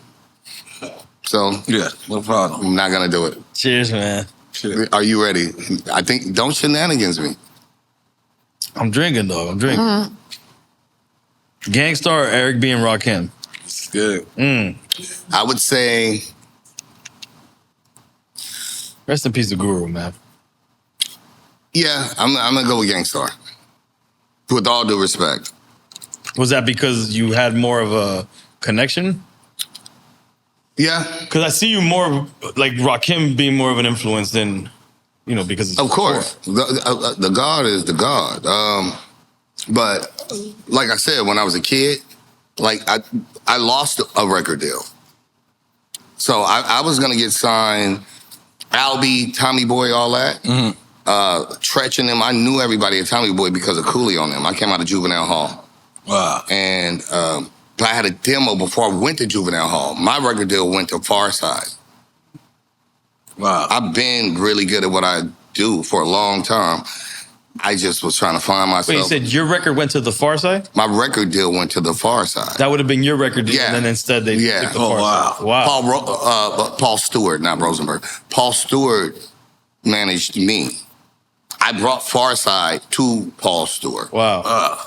I'm in this situation. So for me, but when you're young and you feel like you'll get a million options and a million opportunities. So I didn't realize how valuable time is because you're young. You're like, I don't care. Whatever. At least I wasn't hateful or hurtful. I helped my friends. So I helped Far Side. I helped so-and-so. Meanwhile, I'm still trying to find myself. I go fuck off. I go, put myself in Juvenile Hall and all this other shit. So, yeah. What the fuck were you doing? You was getting juvie and all this shit. You're stupid. I mean, I'm not you. I'm in LA. My friends are gang members. My friends do all kind of shit. If they say slap him with the hammer, I'm slapping him with the hammer. You were gangbanging without being a gang member. What the fuck? Yeah, sometimes. And then the other thing is if you get caught, then you get caught. Right. And then the only person I would tell was my mother. So I would tell her, like, hey, this is what happened. Aside from that, you take it to the box. Yeah, thank you. Yeah, so even to this day, that was the rules. Like, if you do some fuck shit with your friends, I remember my mom said, your friends always get you in trouble. I was like, Mom, don't get it fucked up. It's my idea sometimes. I'm not going to lie to you. Like, of course, I'm going to tell the police that I'm innocent. And then they ask me who it was. And I'm like, I don't know anybody. So I'm always at fault. You got to take the par for the course. If you want to be out here and try to figure out everything that we have to learn. Sometimes we're harder headed. Friends try to tell you things. Parents try to tell you things. I've learned most things. I've realized that I have to learn how to be me. Nobody else can teach me how to be me. I have to go out here and go experience it. At least now I can speak on it and get better at myself. Right. Yeah. Sorry about that. Mature words, man. Mob Deep. Bit. Yeah. Mob Deep or EPMD? Well, that's not that hard, but salute to EPMD. Mob Deep fan. Good. Come on, man. They was drinking the Hennessy cups. So I was a little nigga, same age. Rest in peace. Yeah, rest in peace, P. I think in a lot of ways, if it wasn't EPMD, it wouldn't be a Mob Deep. I totally respect it. Long Island and Queens. I'm a big fan. But for me, I remember Juvenile Hell. I bought that album. I was a kid. I bought that. Well, I stole that album. Yeah, that was the homies, bro. Like, and which is crazy is even, me and P ended up. Mm-hmm. We ended up locking in a little bit more initially. When P got out of prison. I got another good story for you. Okay. P gets out of prison. He's in Hollywood. And he's like, yo, come here. I'm like, what? Yo, come here. And I'm like, okay, nigga. Like, but it's a big party. It's y'all party. He's like, it gets far. Anyway, he goes back. He pulls out what I'm about to pull out. But he got tops. Okay. He so when P went to prison, he started smoking tops. That's tobacco, right? Tobacco. What is that? Organic? Yes. Yeah. Okay. It's British. Good. I'm British. It's what? British. Bread? Yeah, Ras Kass. Ras Kass. Oh, okay. Yeah, okay. Yeah. Or I could be a cowboy. I don't think Jane appreciates it. Or I could be a cowboy. But yeah, it was super funny. So I remember P was like, yo, duh. When you was, you know what I'm saying, ever since I met you, I always was trying to figure out what the fuck is wrong with you because you be rolling these little packs. Right. I was like, bro, ain't these shits fire? So we actually ate at the end, the last 5 years, P was smoking tops because in New York, y'all smoke tops, we smoke bugle. Okay. Yeah, so that was Is that supposed to be healthier? It's all fucked up, but it's better. Okay. It's better than a bogey, y'all call it stove. Yeah.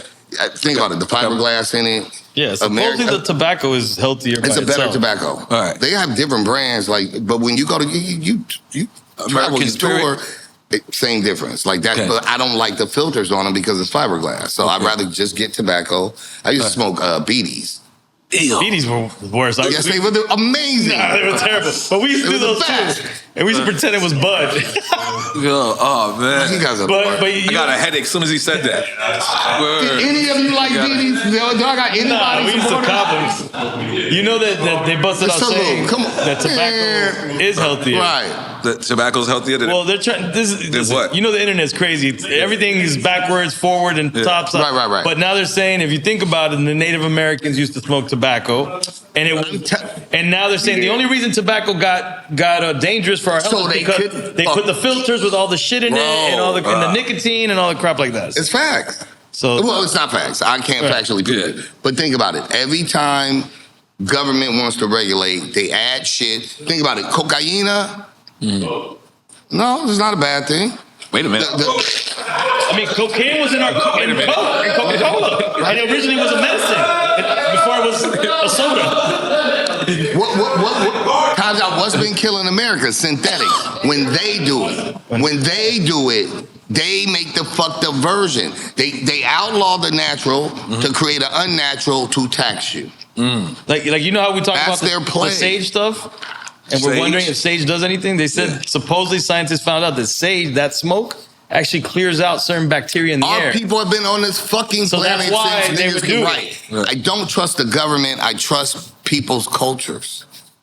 Old cultures, way older and more ancient than our modern day pharmaceuticals. They're called DEA, drugs. They're the drug dealer. 100%.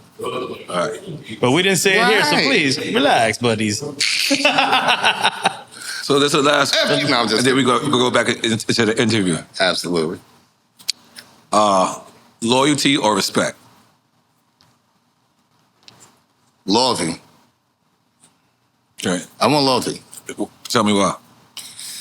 Respect has gotten me where it's gotten me, but loyalty would have got me more. I think when people are loyal to a cause, you can accomplish more. Okay. People respect because they have to. Loyalty is given. Okay. Let's take a shot, though. Yeah. Respect that. And I'm going to take a piss. All right, go ahead. All right, so let's get into the new album. Yes, sir. Let's get into the track list. Where's the track list at? Hey, you want to look at the track list? It's hard to read that shit. Yeah, it is. We not reading that shit. You're never going to be able to read that shit. It's not a vinyl. That shit's fucked up. Yeah. Okay. Well, ask me. Just ask me a question. I'm saying, how did this come about? You were not trying to get people to read this, bro. Yeah, let me see. No, if you read this, you got amazing eyeballs. Tyler, ask me about the back cover. Okay, it's hilarious. This is the back? Oh, this is the back. No, that's the back.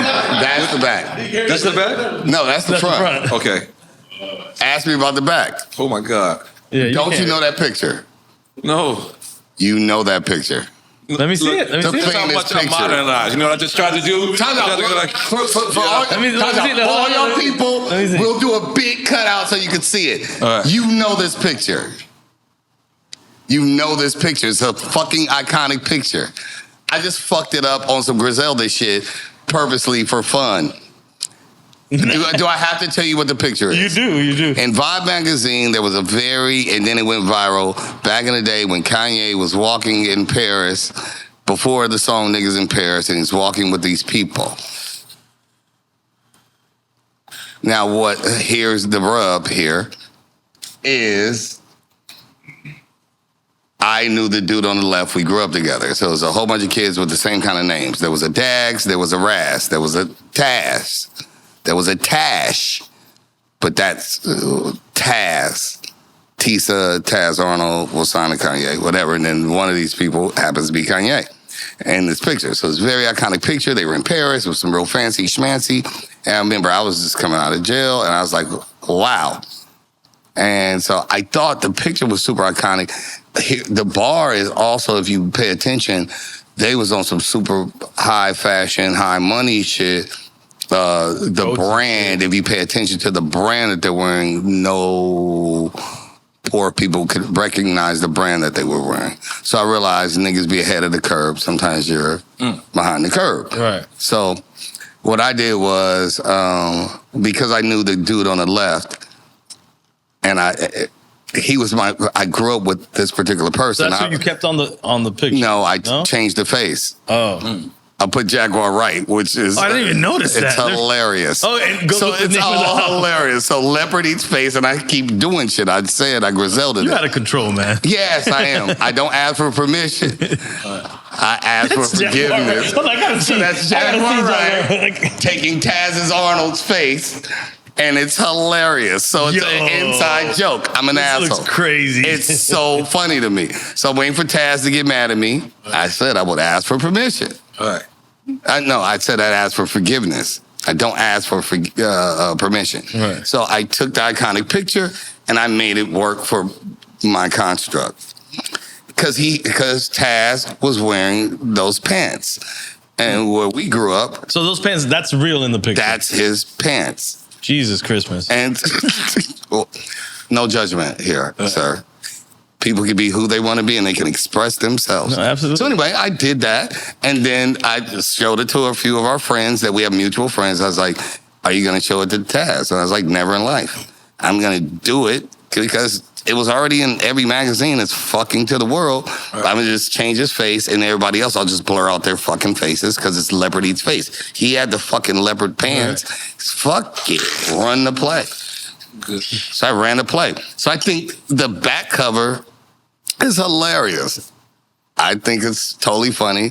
That's my personality type. And yeah, I that's the shirt I'm wearing. So again. It looks better on the shirt for some reason. I mean, it's smaller, sir. You know what I mean? There's only so much you can fit on a the shirt 2x2 inch. That's a dope shirt. Yeah, and this is what the vinyl looks like and all kind of cool shit. But yeah, so yeah, Leopard Eats Face. It was fun to do it. Kanye, if I piss off Kanye, so be it. I got the track list, by the way. Oh, you got it. Thank you. Yeah. So, what questions? Okay. No, hold on. I'm warmed up now. Hold on. This is a different question. I'm gonna go, and I'm gonna go into the album. And you gotta take a shot for every question. Nah. If you do it, I heard you I told you I'm just here to get him. Yeah. Okay. Let's do it. I heard you say somewhere that Steve Rifkin wanted to sign you to Loud. Barb. So I didn't know. All right. What would life would have been like if you was on Now record? Man, I don't want the coulda, shoulda, would. I'd be rich. It would have been crazy, man. I would have been rich. Well, that was the label. He only told me that recently. Was that when he was looking at Exhibit, after Exhibit? How was that? This is the licks. This is what he told me. I want to say, like during the end of COVID. And what was that shit where everybody was talking on and just talking? Clubhouse, which I lasted all of one day.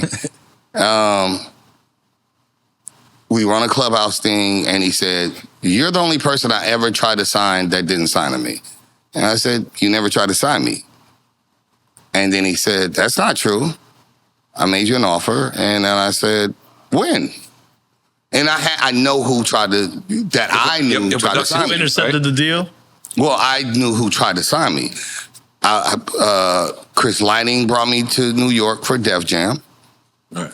I was able to walk around and you know, any rapper's dream in 1990, mid-5, Def Jam.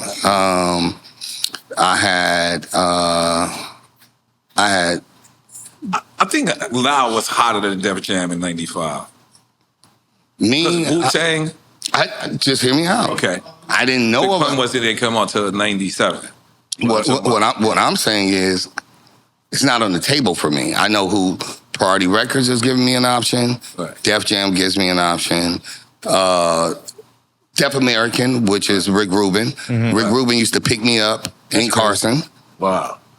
And a Rolls Royce. So he left Def Jam. So he created American, but it was Def American. Then it became American. He used to did he have on shoes when he picked you up? In a Bentley. He looked like Santa Claus, and it probably looked really crazy. This little black kid getting in it. Jesus Christ, man! It probably looked crazy. Like right now in the landscape of things, right now, it sounds neighbor. But he would give me. He would pick me up. I don't want to get off track. I'll land this plane. But Rick Rubin would pick me up and give me demos of unreleased Beastie Boys and LL Cool J record. Wow. Invested in me, believed in me, which is why I did the song with Chino XL. Rest in peace. Right. Because I didn't sign to him. And there was one other option. So I had 4, like a bidding war. You know what that is. You know what that is. So I had a bidding war. I never heard Loud because I would have just picked Loud. Mm-hmm. So when Rifkin said that to me, I was like, you know what I'm saying? Like, whatever. This is only like 4 or 5 years ago.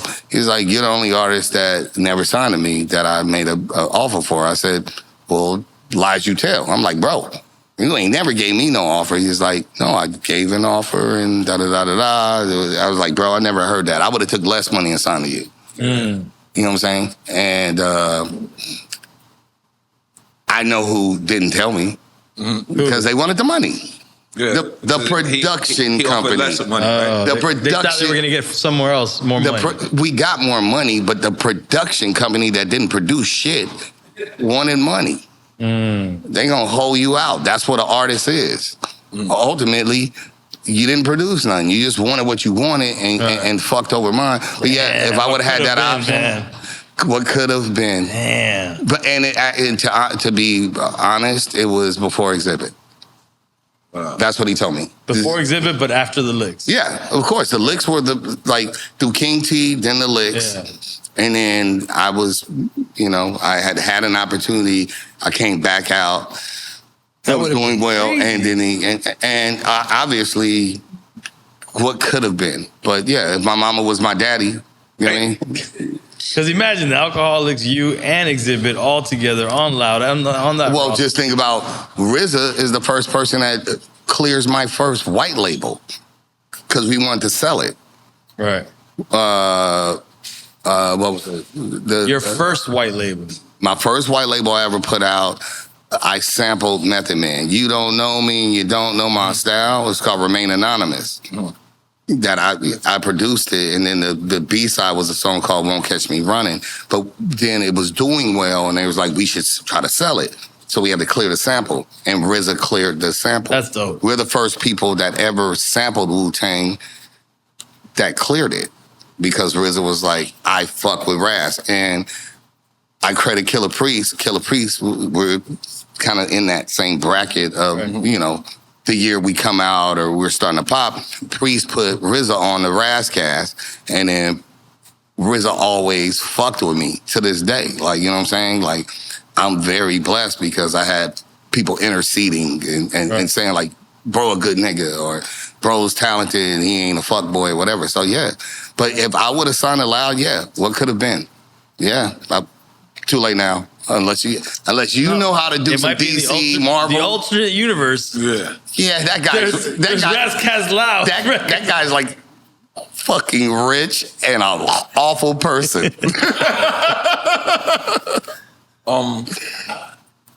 Do you get mad when you hear "We Gonna Make It"? What about? That was a good question. No. No. Here's the truth. Yeah. And I'm going to say this as politically correct as possible. I've never had a problem with Jada. Mm-hmm. I'm a fan. I saw Jada and them. I remember when Eclipse was doing, this was in Puerto Rico.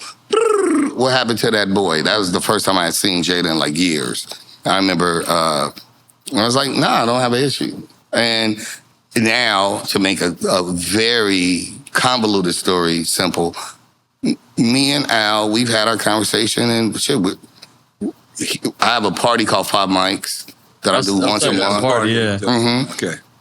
For the culture, trying to do the unity thing and bringing, you know, LA hip hop culture back together: black, brown, yellow, white, green, male, female, whatever. Mm-hmm. So Al, I saw him in Nas. It was the Mob Deep release party. Yeah, in LA. And so Al came up, and I did the fun thing. Yeah. He was like, what up, Ras? Because it wasn't a lot of us upstairs. And then I was just like, what up, nigga? Yep. You know what I'm saying? I didn't call him a nigga. I was like, what up, nigga? Mm-hmm. You know what I'm saying? He's like, man, I want to do the Five Mics. I was like, yeah, let's do it. And he's like, let's cook. I was like, yeah, let's do it. So let's chalk it to a misunderstanding. All right. Al is super talented. I can't take from somebody what God gave, you know what I'm saying? Or their hard work. Same thing. I'm ready to move forward. And I think the record, I'm going to stand on this. My record is not a 2-track. Mm-hmm. It's the files. Mm-hmm. My verses are dope. We Gonna Make It is iconic. And that was on there already? No. Oh. No. Because mine is Home, Sweet Home. I put it on the mixtape. You leaked it to me. Right. Well, I did it with Storm Buck Wild and performed it. It's on K Slay mixtape. But I don't want to get into those weeds because then it becomes defense mechanism. I think Al is dope. We had a misunderstanding. We move on. I want to do a song with me and him called Bury the Hatchet. And he was like, yo, we should cook. I was like, yeah, let's cook. Let's move forward. And on No Days Off, we did a record. On his album, we did a song where we killed it. We had so much fun. Yeah. So we need you guys. I don't want to live in the past. I think what Styles and Jada did is amazing. And two things can coexist at the same time. So great record. My album didn't even come out. My album on the label didn't come out. That was Vanguard? That would have been on Vanguard. Okay. Yeah. It would have been on Vanguard. Okay. And so, yeah, my album, because of my label shit, so at least the record. Wait, that album never came out? It never came out. Vanguard never came out. I put it out later. Thanks for telling my enemigo. Yeah, we had physical copies of this, like with the artwork. But that's when Capitol was buying out the other half. Right? Well, at the time, Priority was independent, and then Brian Turner owned 51%. They bought him out, and they got the other 2%. So he became 49, and then they were making it Capitol. They were like, we're going to close down Priority and just make it Capitol Records. Only a few people made that cut. It was like Snoop Dogg, me.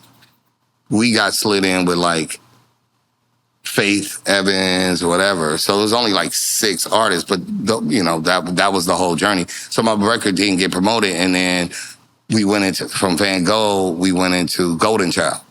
So I took certain records off of here and then went into the Golden Child with Premiere and all that stuff. So it was just all this corporate shit and just trying to make it be okay. But ultimately, my point is, at least we gonna make it exist and the shit fire. Was that the only record you did with Alchemist? No, I've done multiple records with Al. Yeah, I've known Al for. No, I know. But I've done songs, you guys make great music. I've done songs with Al since that. That's what I'm saying. So he had an album called No Days Off when he's like DJing for Eminem. So why does it feel like you guys just mended the beef? I'm not gonna go into that. Again, we are okay today. You guys are local, man. Well, you know, LA shit. But my brother is talented. I want to do a song called. Now you guys should do a project together, a whole project. Well, put that in the universe. I think N.O.R.E, you gonna do? I think that shit would be crazy. You gonna come outside? I'll come outside. Yeah. You know, we ain't never did one. I know. I thought about that today. Yeah. Come on, you guys would sound great together as well. That would be crazy. Here's a part of the we skipped on in Quick Time with Slime. What do you prefer, being on a major or being independent? I already know. Good question. Okay. No, I'm gonna be honest about it. I want both. There are pros and cons. We got to drink to that. I'll drink to that. We just got to drink to that. I don't get it, but we're gonna have to drink to that. Both. I'd rather be on a label like Penalty Records, where like it had the amenities. It had the amenities of Tommy Boy, right? Tommy Boy was at distribution. They were a big indie too, though. They were an indie as well. Right. They were indie. They were major indie. They were major. You gonna manage? Well, you gonna manage us getting some new record deals, sir? Who? Me. Oh shit! I'm retired. No, finder's fees. Yes. I got you. You ain't even got to deal with me no more. Just go get us a bag. Okay, let's go. But you ain't answered though. Independent. Oh, you had both. You said both. Okay. I want explain that to people who don't understand. Well, I don't want the major with the shenanigans and you thinking you gonna own the project. None of that shit. And nowadays these kids is getting these 360 deals. They're totally replaceable. So no, like I bring something to the table. We have value, and then especially as businessmen, like you start. We start with a dream. They finance that. I respect that. I definitely, of course, you want. I like getting per diems. Yeah. If you know, you know. Yeah. But I don't think that exists anymore, man. I'm telling you, some people still getting per diems. No, I'm sure it does exist on the top tier. No, these young, some of these people getting deals, but they just so the young kids. My homie is he does tour management for major people, Chris Brown, whatever, whatever. He's like the young ones. They just want to be on privates. They want a hotel and a private, right? Because they can say they was on a private, right? Private plane for people that don't understand what. And they create content by doing that though, right? Yeah, right. But he's like no one gets on the private without filming it. Right. All of them. It's for that stunt. It's for they're stunting there, but they're not like they're public. They don't care. They've kind of thrown away like their future. They're like, I want it now. Like you seen that commercial? It's my money and I want it now. Mm-hmm. It's not my money and I want it now. That's short-sighted as far as I'm concerned. Because.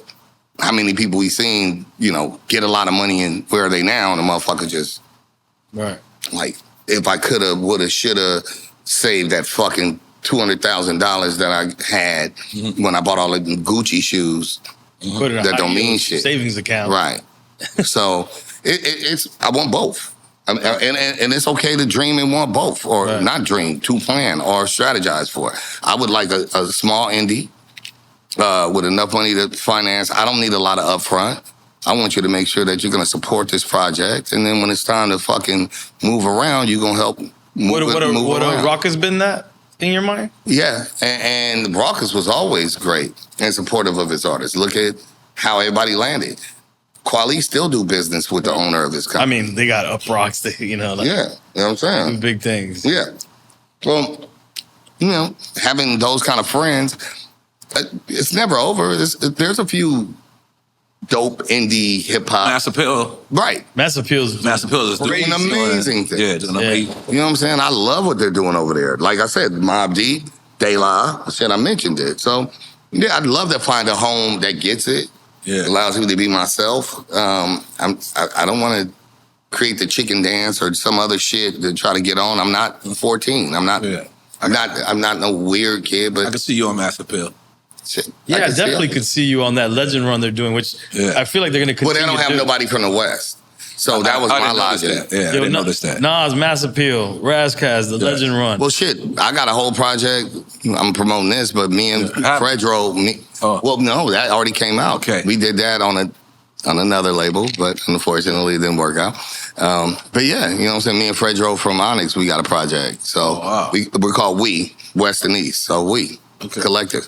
So, I mean, I'd love to place it and get a home. What made you do a whole project with Havoc, and were you critiqued as being a West Coast artist working with East Coast?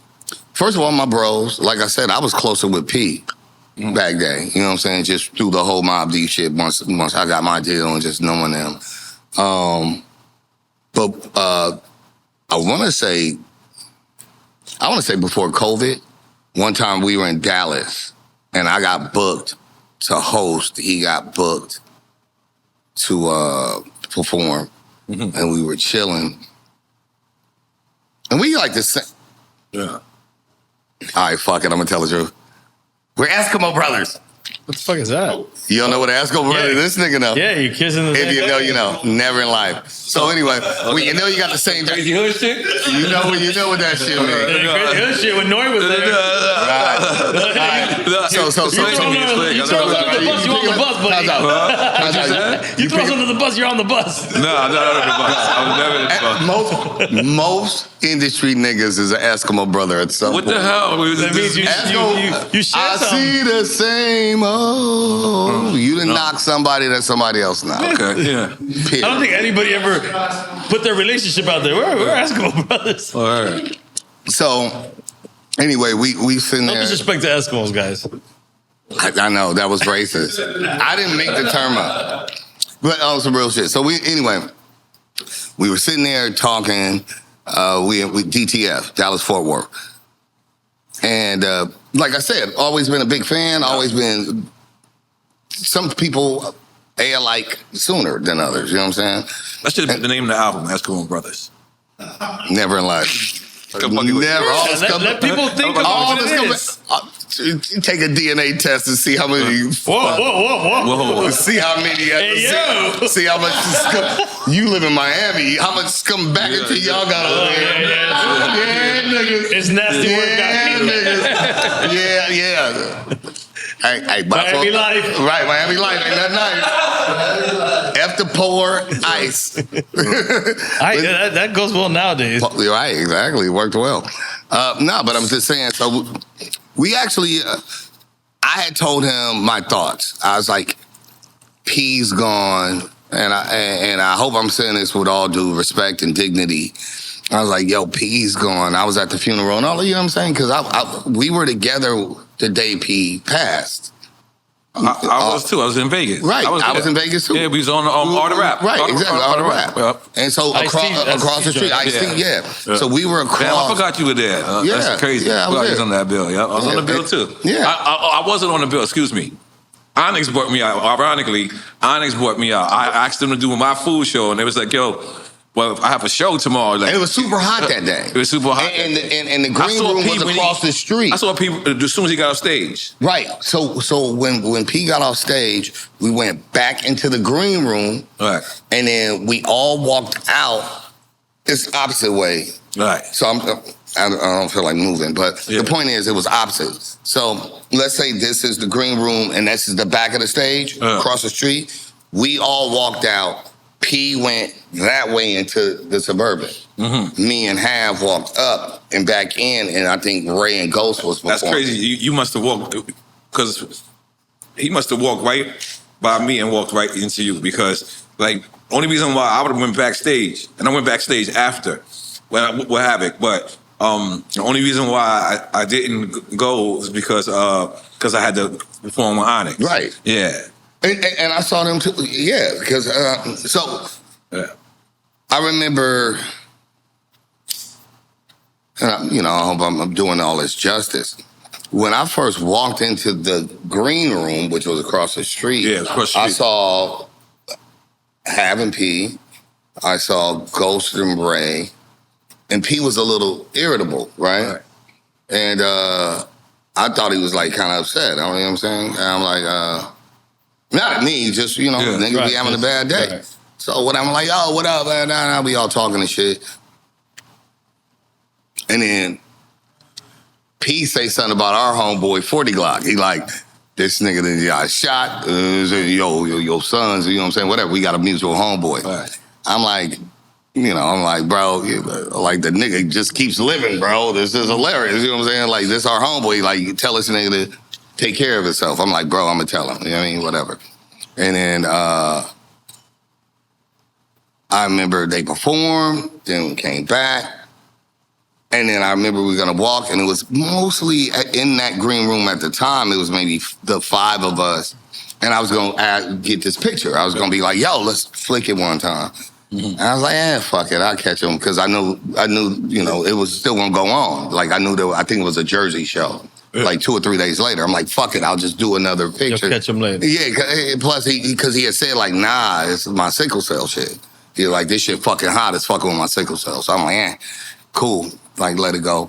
And then we walked across, me half walked up, P and a security guard walked that way, and we just never saw him again.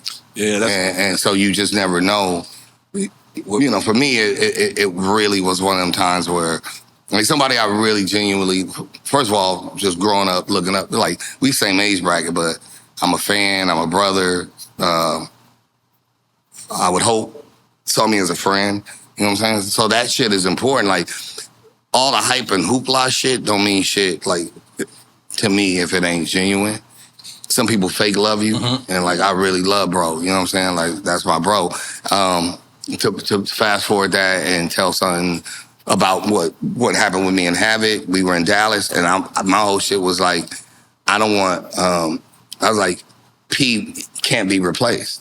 Prodigy cannot be replaced. I was like, but you got them beats. So I said, find somebody not from Queens. Find an East Coast nigga, so at least we get, you know what I'm saying, that shit.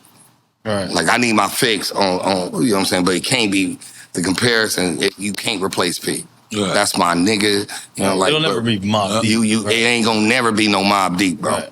Like, Mob Deep is y'all niggas. But find me something and give me that vehicle, that kind of music to hear that type of shit. The energy, the same energy. Right, because you sitting on, you cooking. You know what I'm saying? And so we talked about it. I remember we talked about it.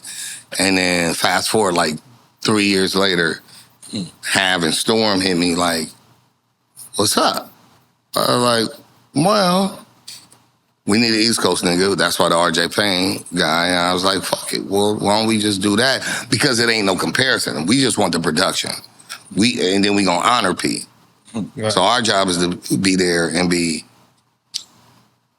our brother. Right. One of the songs is on that Havoc album. It's called The Gutter, Guttr. So Mob Deep, it's still in that same vein. We just trying to honor, can't replace. I'm a West Coast nigga. I'm my own MC. But really, this is because I just want to make sure this Mob Deep like legacy. So we got a song on one where it's to Prodigy. You know what I'm saying? And it ain't no fake ass. You know what I'm saying? Niggas be doing fake homages. Niggas get tattoos of niggas they ain't never met. Niggas is super fake. This shit be corny as shit. Like, I knew, bro. So our heart was right. We did a good job. Yeah. I think what we did for the Gutter album is a great honor. And that was when they were still trying to get everything in order with the family. Yeah. And this new Mob album is incredible. I hope they can create enough more, because Mob Deep forever for me. Yeah. You know what I'm saying? P my homie, Hav my homie. You know what I'm saying? I love my brother. That's crazy. Me and you got like the same story. Yeah, y'all basically. Yeah, he basically walked by me to walk. Yeah, you're giving us the story right before the story intersects with him. Yeah, that shit. I got goosebumps. Yo, rest in peace. Rest in peace. And condolences to the family. All right. Yeah. What do you like? What do you like more? Making the record or performing the record? Two different animals. Okay. I love the creative. Okay. I love sitting in and like being with the producer and being with the people. Like, that shit, that animal is crazy. Right. You know what I'm saying? Because I remember Dr. Dre saying, like, throw it against the wall if it's stick, it's stick. You know what I'm saying? Like, it's cool to make something and think it's cool. Right. Until your homies come in and be like, no. No bueno. But if they're dope people, they can tell you why, right? So I might make some shit and then the homie's like, Trump is whack. Right. I'm like, well, then fix them. See, I like people I can talk to like that. Yeah. Like, fuck it, fix it then. So with EFN, if he's like, I don't like them drums, like, oh, fuck it, fix it. Hazardous, fix them fucks. You know what I'm saying? Right. Do it. Don't just say like, I don't like it. Like, fix it. And then when your homies go in and fix it, that's just fire. Like, oh shit, this shit went up, bro. You know what I mean? So the creative process is a beautiful experience. I'm not God. Yeah, we made an image and likeness. I am God because whatever, God. But in the physical sense of the ultimate, the closest creation experiment that I can do is, whether I'm a painter or I'm a builder or whatever, is to create something. And so I love being in that. But the other part is I do like actually showing off the thing. Yeah. So those two animals are awesome. It's like shooting it. Right. Because now I get to do it to somebody. Yeah. Like, pause. I get to perform something. It's a girl, but there's no pause. Well, I'm just saying, I get to perform in front of people, and sometimes, like, there's been many a times where I'm just like, there's one person that's spitting my fucking bars to me. And I'm like looking at the person like, this motherfucker know this shit. Right. Like he wrote it or she wrote it. I'm like, that energy, it makes me double up like, fuck that. I'm going to really do a great job. Jay-Z used to say a thing, 1 or 1 million. The whole point was, if you have a show and only one person showed up, would you half-ass? You're not supposed to. Right. If only one person showed up to your show, they deserve for you to give 100%. If 1 million people show up, give 100%. So I love both. And then I also like, I'm not gonna lie, I like money. Right. You've made that clear. So I like several times when the people show up. So I'm like, oh, I got some money. Right. No, in the creative process, I'm spending money. You ever? I can't beat this motherfucker. This is hilarious. You ever perform phone versus rap? The phone won, bro. Can you turn this shit off? I love you. I'm gonna turn this shit off. You're my big brother. I love you. Yes. Have you ever performed overseas and realized these people that know your words don't even speak English? Absolutely. That shit is the weirdest thing, right? No, it's the most. Lobos El Paso is calling you? We're gonna pick this shit up. Oye, Paco, ¿qué pasó ahí? I love this show. Oye, espérate. ¿Está ahí? Yeah. ¿Qué pasó? No se encuentra Ras. No, Ras no está aquí. I'm kidnapped. They got me. Le vamos a matar. Te vamos a mandar. ¿Qué? I need 500,000. Necesitamos 30 pesitos. Help me. Cállate la boca, Ras. Ya, se jodió la cosa. No pagaste. And scene. Bro, your shit is not. I don't know what the fuck is happening. Like, I know. This is some fucking shenanigans. Here, man. Take your whack ass phone back. Oh, my God. Now this guy thinks El Mencho just killed you. Oh, my God. It's going to be awesome. It's like he's never coming back. It's over. My deposit's fucked. God come down. God says, I want you to make one record that's going to change the world. And you get one feature. Now, this is a 2-part question. Oh, I like this already. You can make 2 records. One with a person that's passed away, and one with a person now that's living. Who's going to be the producer of those 2 records? I like this question. I want to take this extremely seriously. Okay. So wait. So one part is you get a passed away producer and a present producer, right? Yeah, I want to dissect this piece by piece. And a passed away artist and an artist now. But this is. But who's going to produce it? Yeah, who's going to produce it for you? You get to pick it. Any producer. Ah, man. Okay. I wanted to do before and after. All right. You're gonna have to drink with me. All right. Wait, it turns out. Lady of the Genie. I don't know her name. Mr. Lee. What's that? Michelle. Oh, that's my little sister's middle name. Sorry, Michelle. We forgot. Millie? Oh, Millie. Right, for another Who shot? told us to shot? So wait, no. Yo, Mr. Lee told us Michelle. We're sorry, Millie. You okay? This guy doesn't even know his own name. I'll give you your full, Okay. All right. So yeah. So that feature. I'm gonna go with. This is a producer, right? Right, I'm gonna go Okay. producer first. Okay. That's a hard dig because one.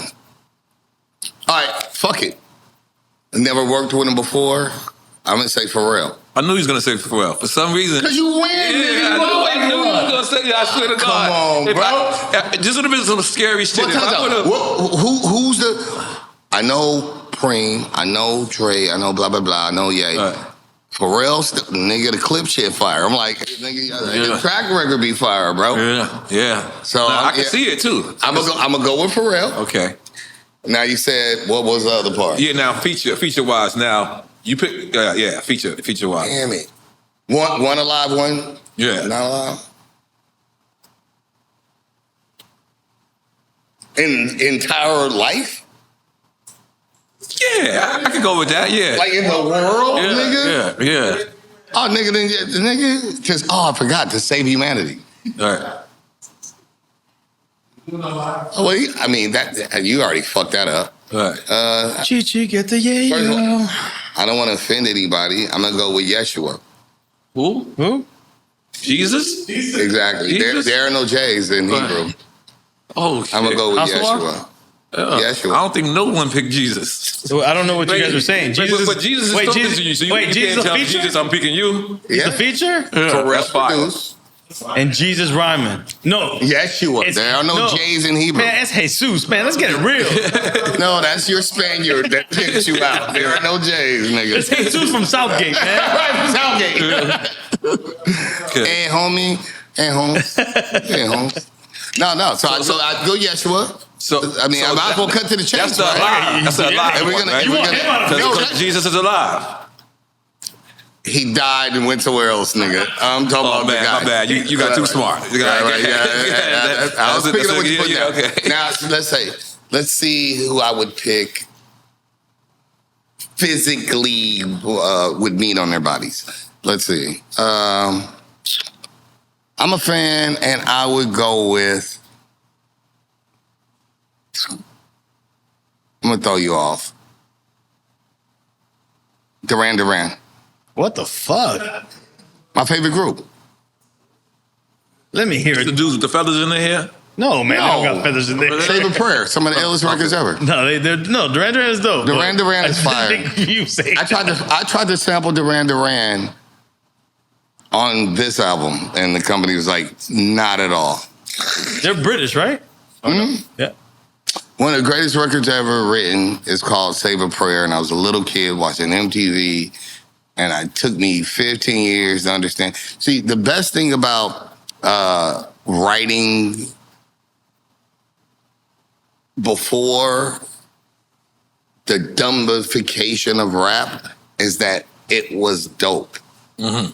Rock was written well because we created rock, and these songs and R&B and woman to woman, like people are talking. They talking that shit though. They talking like, I'm fucking your nigga. Like they talking about real shit, but making the shit sound amazing. Mm-hmm. It just became now where it's like, I'm a whore, I'm a dude, and you fuck me, I'm on you. That shit corny. You know what's so crazy? It sounds like a hit record right there.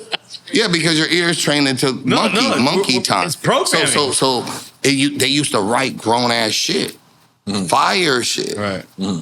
And Duran writes really interesting. It always resonated with me. I tried to sample it twice. My company was like, never in life. Wow. Yeah, they're like, I was signed a Capital Party record. I'm like, come on, bro.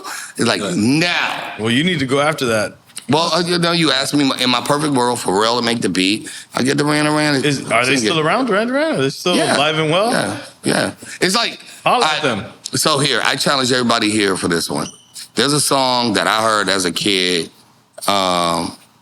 amongst all the amazing great records. Duran had a record called A View to the Kill. I like James Bond. I like the nigga was a cool nigga. He kill niggas. He always get the bitch. So I liked James Bond. Do I see myself in James Bond? No. But in my James Bond, you goddamn right. Right. Right. Now, Duran would do the music to a few of them. And he had a song, it's not he, it's them. There's a song. But it's really them, not them. Huh? They. No, it's them. They, them.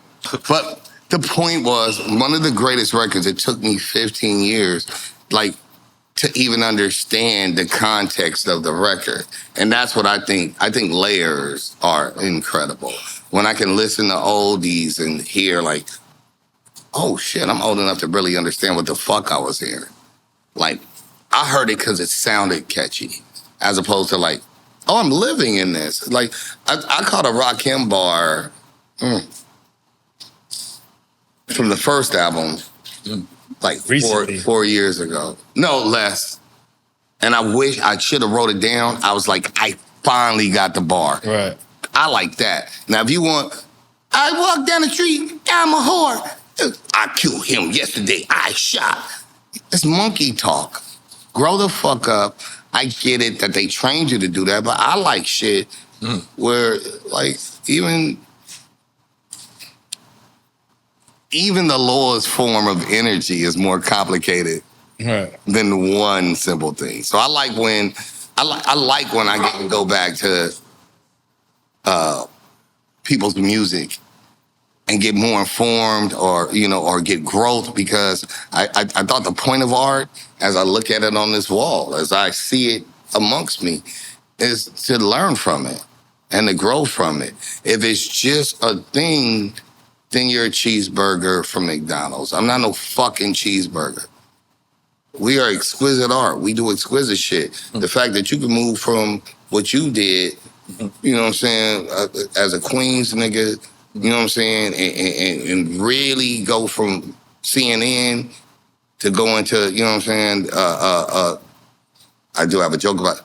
Okay. But no, to move into your culture and even do reggaeton, you know what I'm saying, to have growth, to build, you know what I'm saying, well, y'all on your 10th year. For you to grow, that's the love. Don't never be relegated, and I'm kind of in it. I'm in that. I'm in my love zone about the art. Like, fuck it, because at the end of the day, when we go, all we gonna leave is this. Right.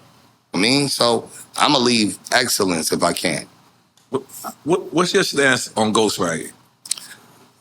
Here's my stance on that. Two different sports. So water polo is not regular polo. Say it again. Water polo is not regular. All right, polo is when they on the horse and they hit the right. But there's a water polo. It's not regular polo. Right. Which one do you think is more difficult? Water polo? It doesn't matter. So I'm just gonna tell you different skill set. So he asked me a question about ghostwriting. So I'm gonna name 3 people, because then you can use it. Kanye West, Dr. Dre, might name 4. Allegedly, others. I said Kanye West. I said, Diddy. So Diddy said, don't matter if I write rhymes, I write checks. Dr. Dre has never said, I'm the best lyricist. I respect him. Different sport. He's a producer. Right. But don't act like you play my sport. Right. Don't. You don't come in with niggas helping you write 4 or 5 of your bars. 7 or 10. At what point does it become them and not you? Hooks and production are one thing. If you don't play my sport, fuck out of here. I play a sport called bars. The rest of y'all playing the game called convincing bitches and white people that you're popular. You can't beat me at what I do. And I don't give a fuck if you got a group. So the bottom line is, we should just call a thing called once every 4 years, No internet, none of your hype people, none of your help writers. I will air your niggas out. I'll air your favorites because if you over here with niggas helping you, throwing you bars and whatever, you can help with a hook, you can help with production. You cannot help me with me expressing myself. Period. No, and now, motherfuckers is using ChatGPT to help. Yeah, I was about to say, that was my next question. Which is wild. Confidently, I've seen people, I'm not going to name no names, but they confidently saying ChatGPT is helping. Well, again, every tool... Rhymes, hooks, whatever. Again, every tool is a tool. You're just not playing my sport. Whatever that sport is called is something else. That's not water polo. That's called salad polo. Cyber polo. Right. You can do whatever you want to do. Just don't act like you me. But Kendrick said they not like us. You not like me. If you don't write your shit, you... Beat it. My nigga, what game we playing? You not capable of depth of character. You don't know how to express yourself. You need other people to help you say you need a therapist. I gave an analogy a long time. Therapist. No, well, basically that's what they are. They're your therapist. Here's my analogy. Who's your favorite basketball player? Who's your favorite football player? You don't give a fuck. John Elway. Okay. Jesus Christmas. Cool. So if John Elway... Y'all niggas don't know who John Elway is? Definitely. It's OG shit. Yeah. Even I remember. Legendary. Yeah, That's how you know him. Yeah. You even know? Of course. That's when I actually cared about sports. Broncos, okay. So if you started watching the playbacks of John Elway, he was a quarterback, right? Mm-hmm. Right. So if you saw Elway, and he was doing it, wait, you freeze frame it, right? And this is gonna get racist, but it's hilarious. What? Watch. Let it rip, I guess. Oh, you know, watch. You know me. So, N.O.R.E, you watching these. A little Mexican nigga throws out of Elway's hands, and he really throws it. What? A little Mexican guy? A little Mexican guy, because I'm from LA, and those are my brothers. So if you saw a miniature little nigga, come on. He just happens to be Mexican in my analogy because I'm from LA. So I think it's Elway. You're like, but it's not really him, is what you're saying. Not really him. It's a little nigga that comes out. Little bitchy nigga. In my analogy, he happens to be Mexicano. He comes out. Bomb. I want Elway. I don't want Elway. I want El Pedro. I want the little nigga. I want the little nigga that threw the bomb, bro. Right. I like that guy.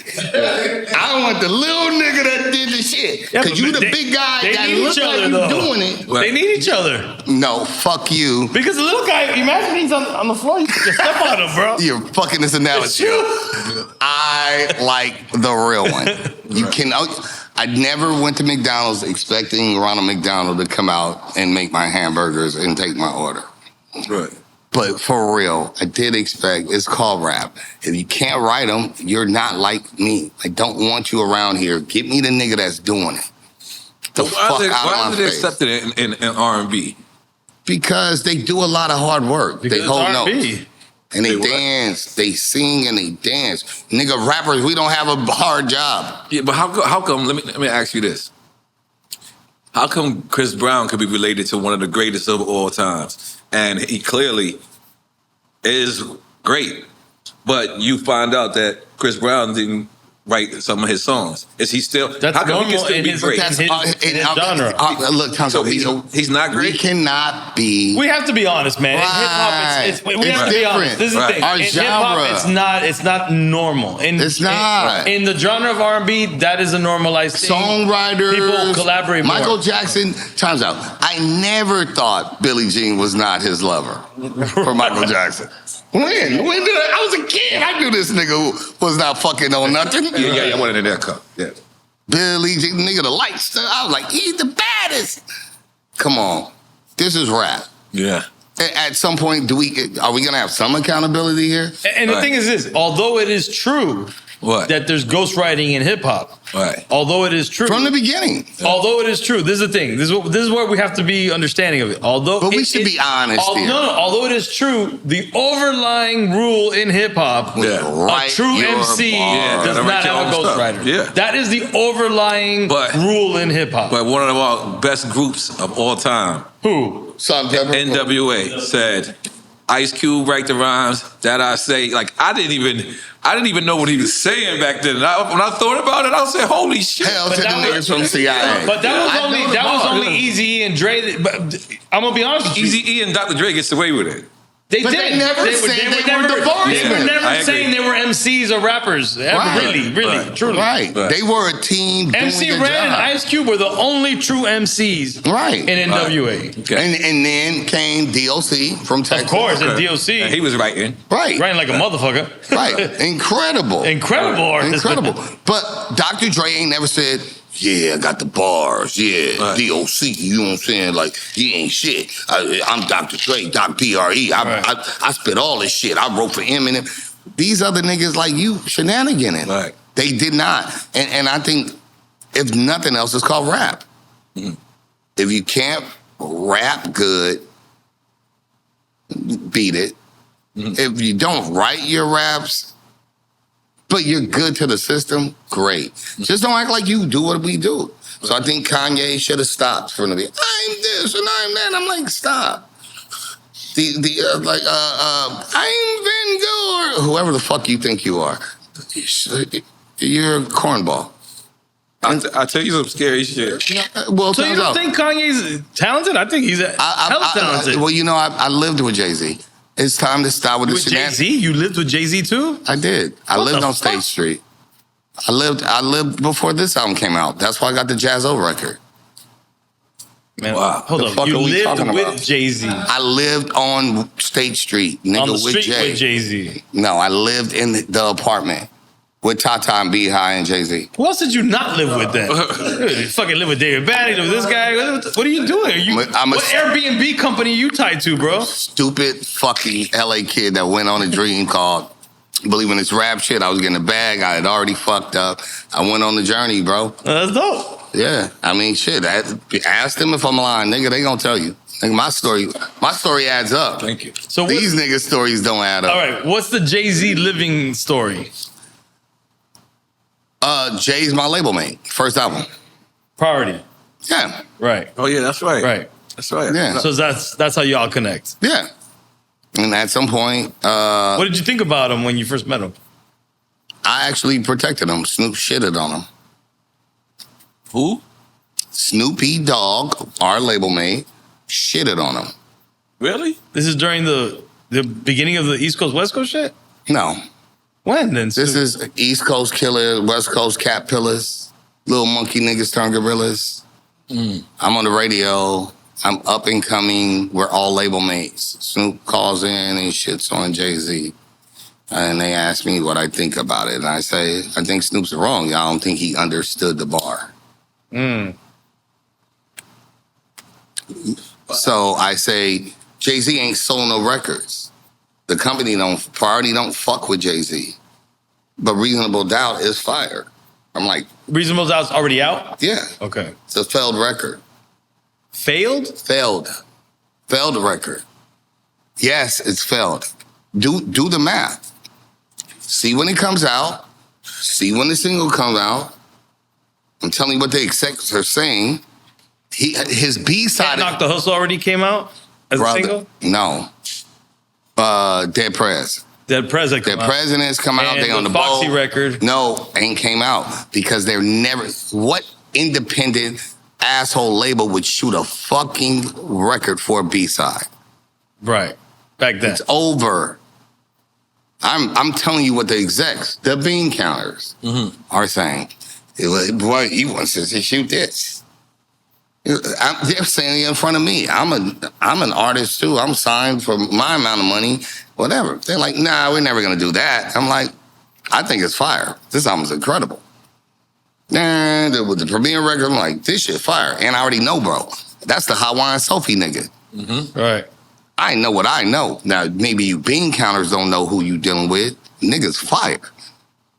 Snoop don't know.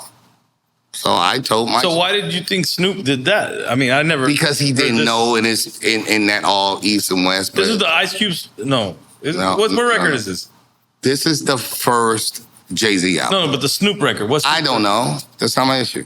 Chris, we gotta get to the bottom of this, man. You Google it and put it up on the shit right now. Google it, man. And you pick the date, nigga. I never heard this. I gotta make up the date, nigga. You think I'm gonna look crazy? I never heard the Snoop one had Jay like that. So anyway, we're on the radio, and Snoop says the shit, and he's like, "I didn't like what Jay-Z said." Oh, cuz, you know what I'm saying? I'm like, and I'm happen to be on the radio, and I'm just like. But that line, East Coast Killers, West Coast, that was on Reasonable Doubt? So that's Dead Prez. Oh, okay. No, East Coast, West Coast Killers, wasn't that the Dre shit on Aftermath? Are you tipsy or are you fucking with me? No, I'm serious. Okay, so with Karis One, on Dead Prez, he says, "Oh, you mean Jay-Z East Dead Coast, Presidents?" Body Ears, West Coast, Cat I got Killer, what you're saying. Okay. Little Monkey Niggas, Tongue Gorillas on Dead Prez, which is one of my favorite records. I don't like the remix. I like the original Dead Prez. We have to talk very clear. When you say Dead Prez, everybody's gonna think you're thinking about Dead Prez the group. Oh no.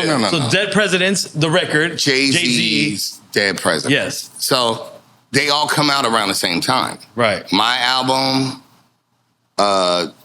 Jay's record, Jay's Jay. And so I remember just being on the radio in LA, and I had to defend in LA Jay's record. I was like, I don't think the sophisticated ear would know that Jay-Z's not dissing LA. I said what I would find offense to is too much West Coast dick licking, got it. Which is a different song. That's 222s.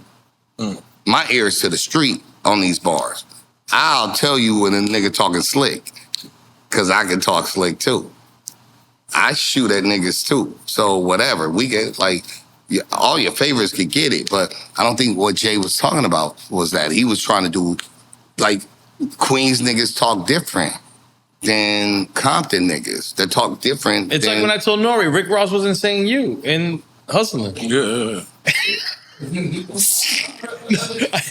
That was a conversation we did have. Oh damn. Yeah. So, with that being said, I just always wanted, because I felt like you were lying to me. Who?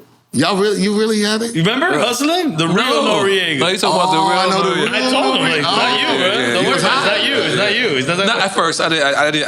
Oh, shit. I told him, no, don't worry, it's not you. It's not you. Not don't worry. He wasn't worried. That was but I my just told him, innocence. not you. It's not about you. Yeah. I got over it fast. Wow. Yeah. Okay. You a good friend. You guys have been good friends. Drink of that. Really? Salud, yeah. Salud. Fuck it.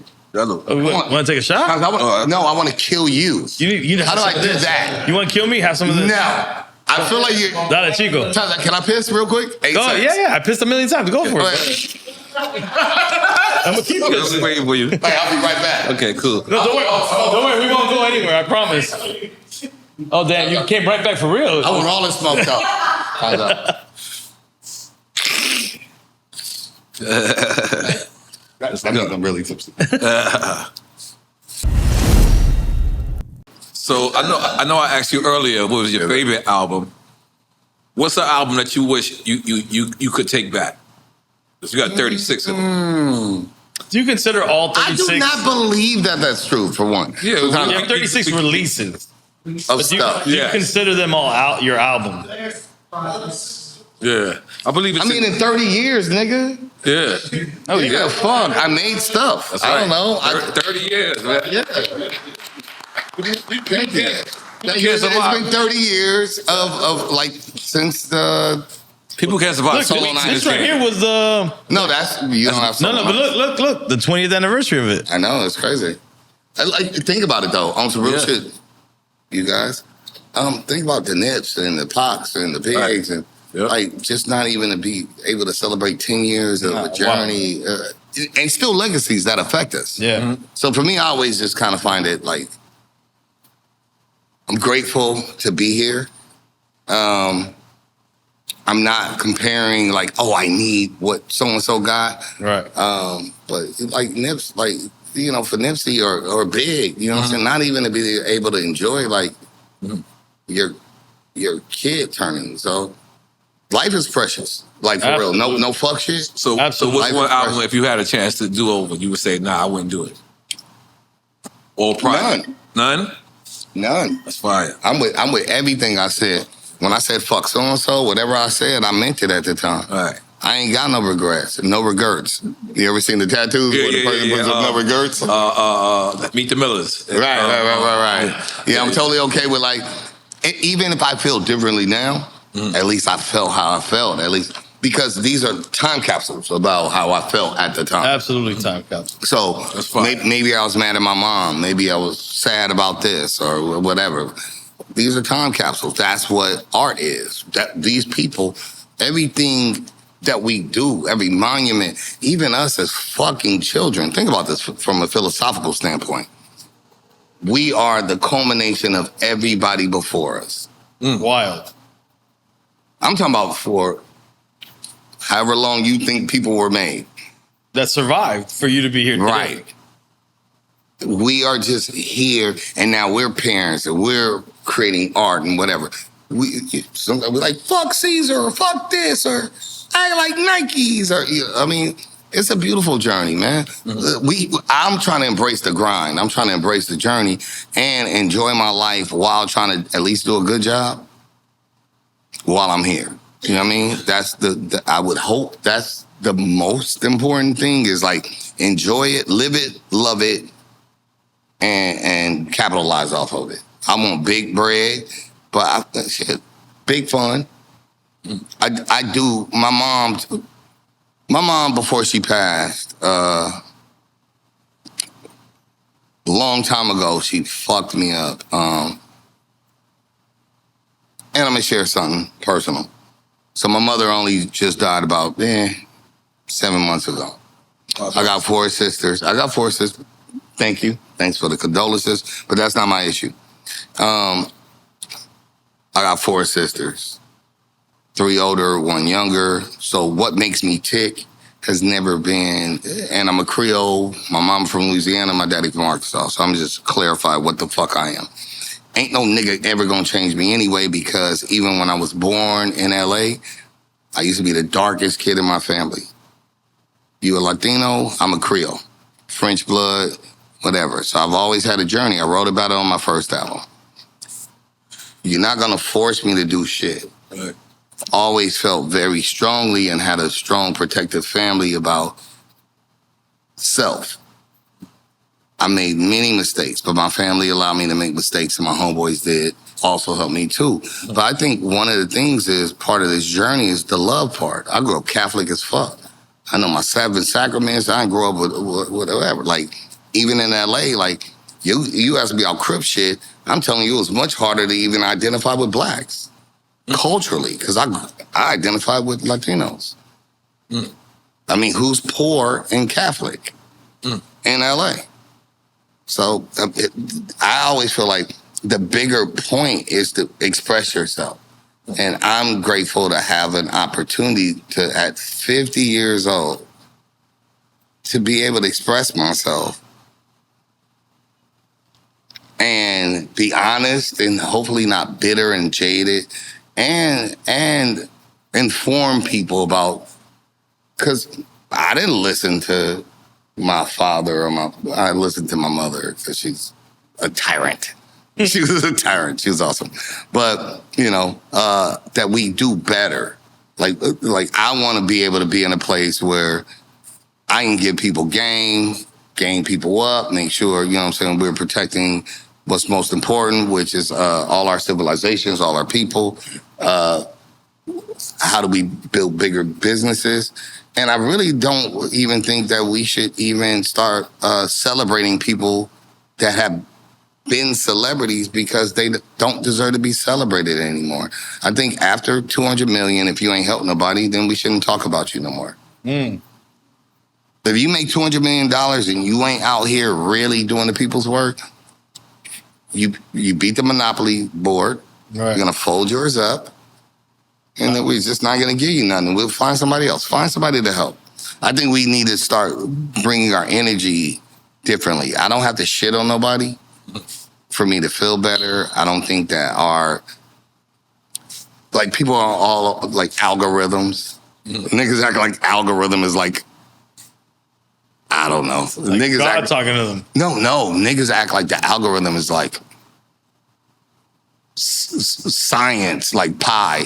They were like, so you know what I'm saying? Like, certain degrees, shit freezes. And then a nigga make it. And guess what, nigga, he look like? Not like you. Elon Musk changed and called it something different. Right. Twitter became X, and nigger and beaner became a word. Way more often. Stop bowing to white people's ideas because you are going to lose that game. Right. Stop, Latinos. You're not going to like this, but I'm going to say it. Stop thinking you're Spanish. Spain don't like you. We do. Stop bowing to America. America has told you you're not welcome here, except here's the truth. It's our land. We got to start learning how to love each other and stop letting these constructs change us from being the best people we can. And that's really one of my bigger points about even this album and everything I've ever tried to make. You could take my money, but you couldn't take who I was. You could take me being important, but I'll bar your favorite nigga out. He can't beat me rapping. You can make it more important than me. Yeah, I got a good face. I'll take his bitch. I do. So that I'm on that. I want us to like get back to, for the culture, for business, we can own our own businesses. And I think that's kind of part of the reason why I've always stuck to my guns is because I came from a good family that supported the collective. Because if it's just about you, then think about it. You become the person that only thinks about you. Right. Think about it. Think about your billionaires. And a nigga be crying like, nobody like me. Are you kidding me? You got a B ticket. Elon's doing that right now. Well, I mean, I expect that from them. I know our own kind that sit in fucking ivory towers all over and be like, but you're acting like, I'm like, are you kidding me? I've had to talk to people. Have you ever talked to somebody that was so rich, but they're acting like I'm not, like, I'm like, my dude or girl, do you know how much money you have? Like, you're sitting in a fucking $120,000 a night, whatever. Like, you're have you ever met a princess? You have. You met a princess. Like a have you ever met a real princess? Like a real, like... Oh, God, I've met a princess. Or something? Have you... Bro, there are many different countries. No, I don't know any princess. Have you never met a person, a princess? No. Let alone have you ever knocked one. But the point is, yeah, it's people... Everything in somebody's mind, they're the victim. But sometimes it's like, bro, are you kidding me? Like, you're super up. You ain't never had a homeboy that's super rich and he's just like, everybody's against me. I'm like, bitch, what are you talking about? Yeah, some rich homeboys. You got, nigga, you're filthy. And so I think, to be honest, the audience wants to be, people want to feel, that's why people watch shit, because they want to either talk shit about people that they look up to. Right. I just think, ultimately, the end game about art is to express and share who we are, because those are going to be, like, I even think Drink Champs, again, 10th season, I'm telling you, I think what you do is art. Because you get us all to fucking turn into our real selves. And I think that's inspiring. I think it's fun. And we all, we know each other to some degree. Some shit got to get real. And tell niggas when they full of shit. You should. Including me. You ready? Let me bounce around with the track list for a second. Leopard Eats Face. I've heard you say that before. Okay, in an interview. Yes, sir. So, what does that exactly mean? I know it's self-explanatory, but let's just break it down. You about to roll a cigarette? Go ahead. You can roll it. Don't smoke it. Did you smoke already? We'll go outside. I'll go outside with you. Did you smoke? You said you were going to smoke a cigarette, did you? No, I said that was earlier. I said I was going to go poop. Man, whoa, relax, buddy. And then Quik came out like, I pooped already. So, yeah, I lost. I couldn't even poop. Yeah. It was like it got weird. So Leopards Eat Face. All right, so I'm sorry, no. No, all right. So the saying is actually like this. Don't put your face towards a leopard, knowing. Right. Yeah. So yeah, it's a metaphor for like, if you already know what's gonna happen and you do it, don't act like you're surprised if it happens. Right. That's really the metaphor. So it was really about political shit. So really, it was like Latinos for Trump. Yeah. You got to point at me, buddy. Hey, man. Got weird. I promise to God, I did not. I was just... You know, I'm Cuban, but that wasn't me, man. Muslims, niggers for Trump, whoever. Jesus. Hard R. I did. You can mute it. Hard. That's what I call niggas. Niggers, hard R. Hard R. So, hard R. Hard R for Trump. If you know the dude don't like you, and you do it. I mean, why are you looking at me? I just like the music. Bro, look, time's out. He's blaming me. Can you rub me a blunt without the minus the That's Boris, man. Boris, you love me? Hold on. Can I just get the blunt? And then for the looks of it, put a little sprinkle in there. just looks like He's gonna give me cocaine. Yeah. I know. Right. I know it's kind. I know it's kind. Boris, hook me up. Come on, bro. Let me get one. Yeah, like a black and mild. Oh, just a regular black and mild? Yeah. Oh, Just a regular. The Swisher. On God. Yeah. Just regular? Yeah. Hey, I come with you outside to smoke a cigarette, man. Come on. Yeah. I come with you. We got to. Yeah. Cause, I'm a soldier, though. Yeah. Because I would have done it, though. No. Come on, let's do it.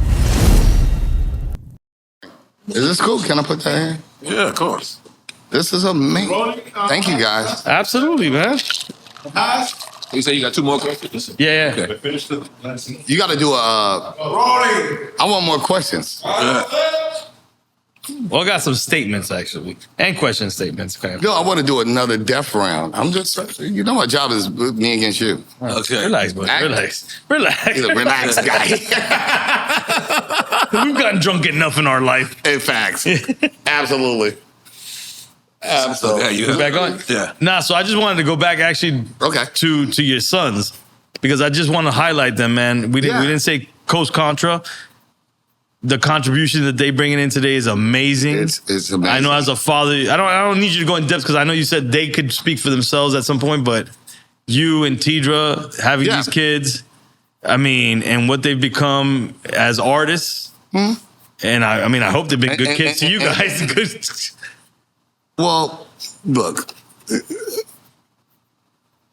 people go through journeys. Right. I can only say that I remember, I hope this lands well. My first album, Solo Nights, I wrote to me. By this album, the second one, I started writing to them. I've written because this is therapy for me. So I hope the culmination of anybody's journey is that you're explaining yourself in real time to people you love. You know what I mean? Whether it's to my mother or to my sisters or to the love I lost. If I'm like, y'all fucked up. You know what I'm saying? I went here. I made a left when I should have made a right. And if that affected you, what I'm trying to say. So for me, I write from a truth. I don't write from trying to get a money. Right. Some people are writing like, oh, you can get money. And if I just say the right thing, I can get a lot of money out of people. I never wrote from there. I always felt like, to be perfectly honest, my friends and my own horrible nature, I'm gonna land on my feet. I'm gonna get some money. Right. I'm gonna take it out of somebody. Like the other part of me, my negative energy. But my positive energy, I've always tried to write from my heart, not from really my ego, and not from like bitter. I try to write from love and try to write from like, what am I really experiencing in real time? And so for me, you know, with them, I want them to have their journey. I'm still in my journey, so they can write theirs. I'm writing mine. Their mom, that's her journey. Me and her, what's behind closed doors with me and my sisters, and you know what I mean? But what's sorry to cut you, but what's dope is she's an incredible artist. Of course. You're an incredible artist. And then now you have these twin kids that have become incredible artists that have made incredible careers. But again, we're negating two other people. Who's that? Coach Contra is not two niggas. No, of course. But all I'm trying to share with you is, again, I don't even know how that affects those two people. Right. So I want them people to have their journey. You mean the group as a whole? Yeah, I want those four people. But of course, but you're on our show, and we're talking about specifically you and them and part of that group. Right. They're out of my dick. So what happens is, when a boy and a girl like each other, they. All right, the birds and the bees, buddy. Relax. Relax. We get the birds. Oh, listen, let me give them. I'm going for it, right? Let me give Coach Contra their props, and it's not just your twins. It's the group as a whole. But because you're here, we're talking about the twins, a part of that group. I love them. And what's dope is that oftentimes in hip hop we say, "Oh man, I wish these kids today would sound like blah blah blah blah." You know what they did? They sounded like what we blah blah blah, but even modern day version of what we want hip hop to sound like, and better than even we thought that it could sound like. And I am extremely supportive. It's just I want them to have. Let me find out you're competitive with your own kids. First of all, you want to battle them? You want to battle your kids? That'd be weird. I would give my sons my fucking lung. Okay. I just want to make sure because you sound like you ready to like what? I'm treading lightly because young men need to feel like young men. You don't want them to get props? I want them to feel like I'm not stepping on their toes. You're not. I'm just trying to tell you. It's a part of your legacy. Legacy is legacy. Well, again, narratives are narratives.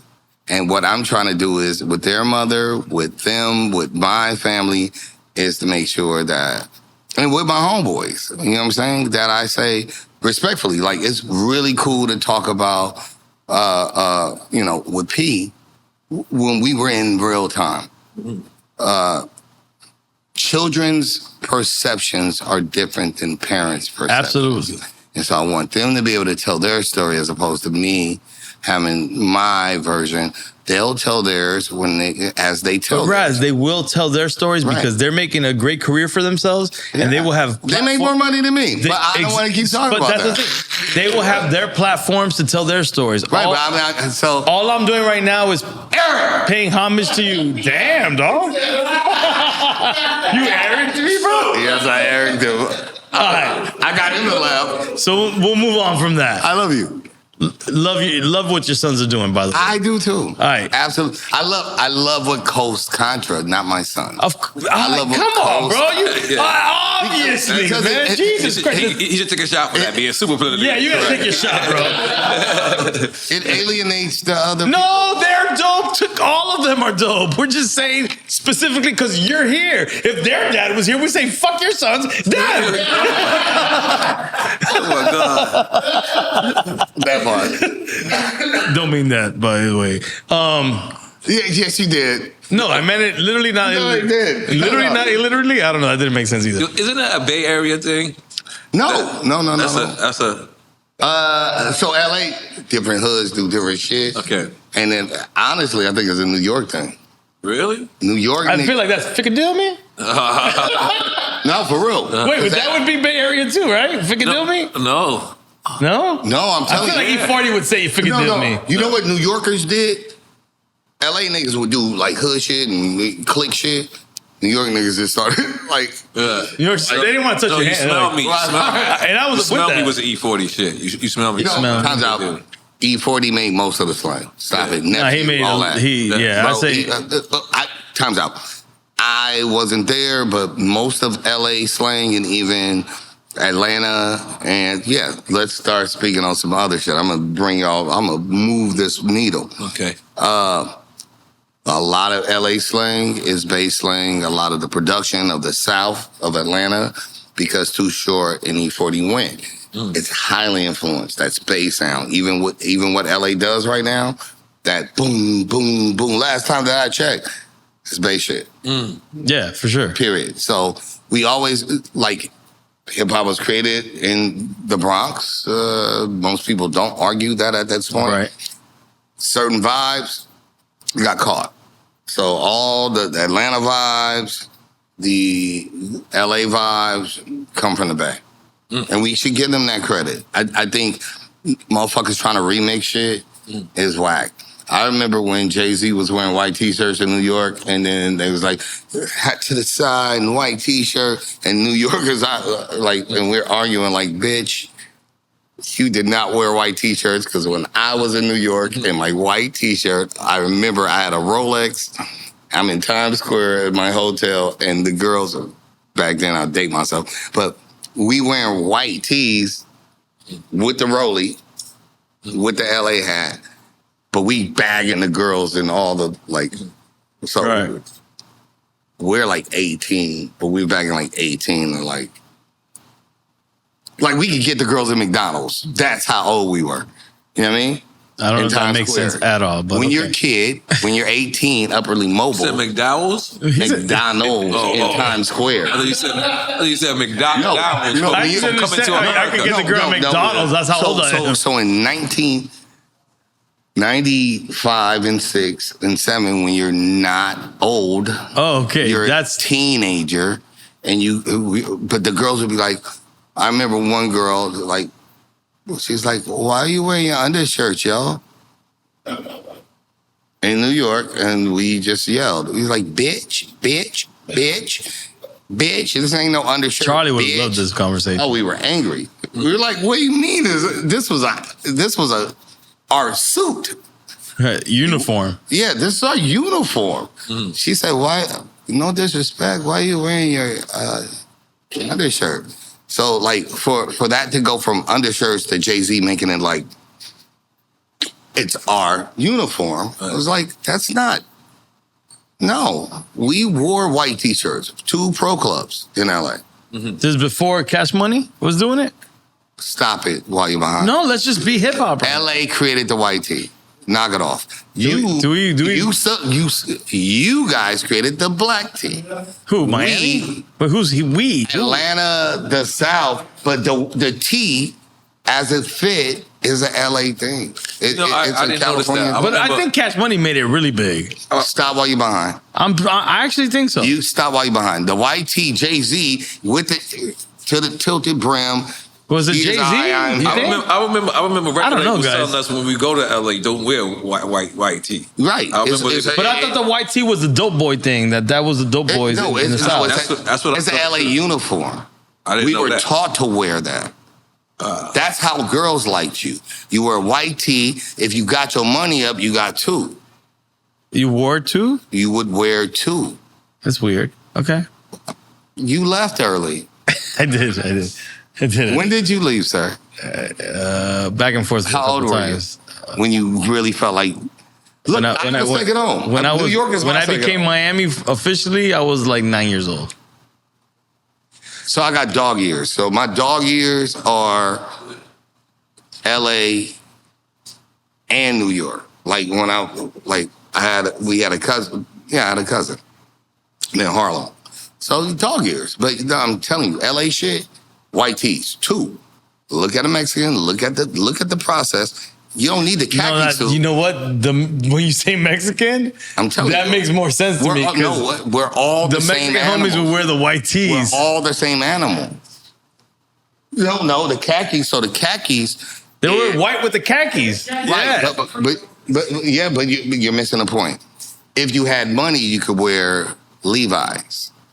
If you had a lot of money, you with could the have, creases. Yes. So that would. Khakis is broke. That's the uniform when you broke. Levi's, a little bit of money. Now $35.99. Then Guess. So it's, what gangs is going to Guess? Nigga, I'm lying. I thought you said in my mind you said the Gap, but Guess, you're right. Guess was the joint. You're right. So that's all. The process is the process. I didn't create the process. Right. I didn't create the culture. I'm just trying to tell you the truth of it. So yeah, khakis is what you would wear putting in work. Khakis is I'm selling dope. Right. So I would see my friends, and they have a jelly stain over here and a woot wham because what's a woot wham? You should know, EFN. I don't know what the fuck a woot wham is. All right, so I'm putting this out. I'm pointing to this camera. It's a nut stain? So, no, That's the whole brother shit? Wow, who would do that? I don't know what the fuck a woot wham is. I'm fucking with y'all. Wow, no, I'm talking about this guy. And this is my You got me here, bro. Relax, buddy. You said, I want to get you drunk. All right, I'll get drunk. All right, so look. So what a woot wham was, all right, if you're a friend, if you're 12, if you're 13, 14, 15, your friend stepped in, he's selling dope. You go see your friend, he got on the same outfit. It's the khaki suit, but his white t-shirt got stains. Like a nigga done ate, like niggas would sleep in the bush. Just like a Queens nigga. When the one slanging. Yeah, slanging. The guy is slanging, so he's outside. So he been outside, literally. Mr. Lee, you scaring us, 2 bro. days getting his bread up. Weird. So that would be the thing. So I would go see my friends, but on the white tee, it gets to tell all your stuff. So you'd be like, bro, you got a coffee stain, you got a little blood stain. Like, what the fuck are you doing? So that's what would happen. That's why the white tee. The black tea is a better idea, but in LA, that was the culture. I didn't invent the culture. Black tea is more practical. I think you guys are smarter for it. But that has nothing to do with the price of rice in China. Who made the black tea? I don't know. He said Miami, but maybe. I think so. I think Atlanta did it. I think Atlanta did too. I think Atlanta Let me tell you something real quick. As a LA transplant to Miami, one of the most proudest things that I found out was that Two Live Crew was born in LA. I didn't know that. You just fucked me up. You didn't know that? Never in life. What? Get the fuck out of here. They were all military guys that were in LA. But not Luke, though. Everyone. No, except Luke. Right? Except Luke. Yeah. Luke is He needed Miami. some crazy fucks. So you had Mr. Mix. Wow. Brother Marquise and they were always nice to me. And Fresh Kid Ice. From LA. Brother Marquise has records with Ice-T back in the days. Well, back in the days, dog. And they started the group together. Wow. And then Luke brought them over and saw the vision, and then they all made. So for me, as an LA transplant to Miami, I'm like, this is me, baby. Focus in on this camera. No, what do you mean? Don't cry. I'm crying. Why are you crying? That was amazing.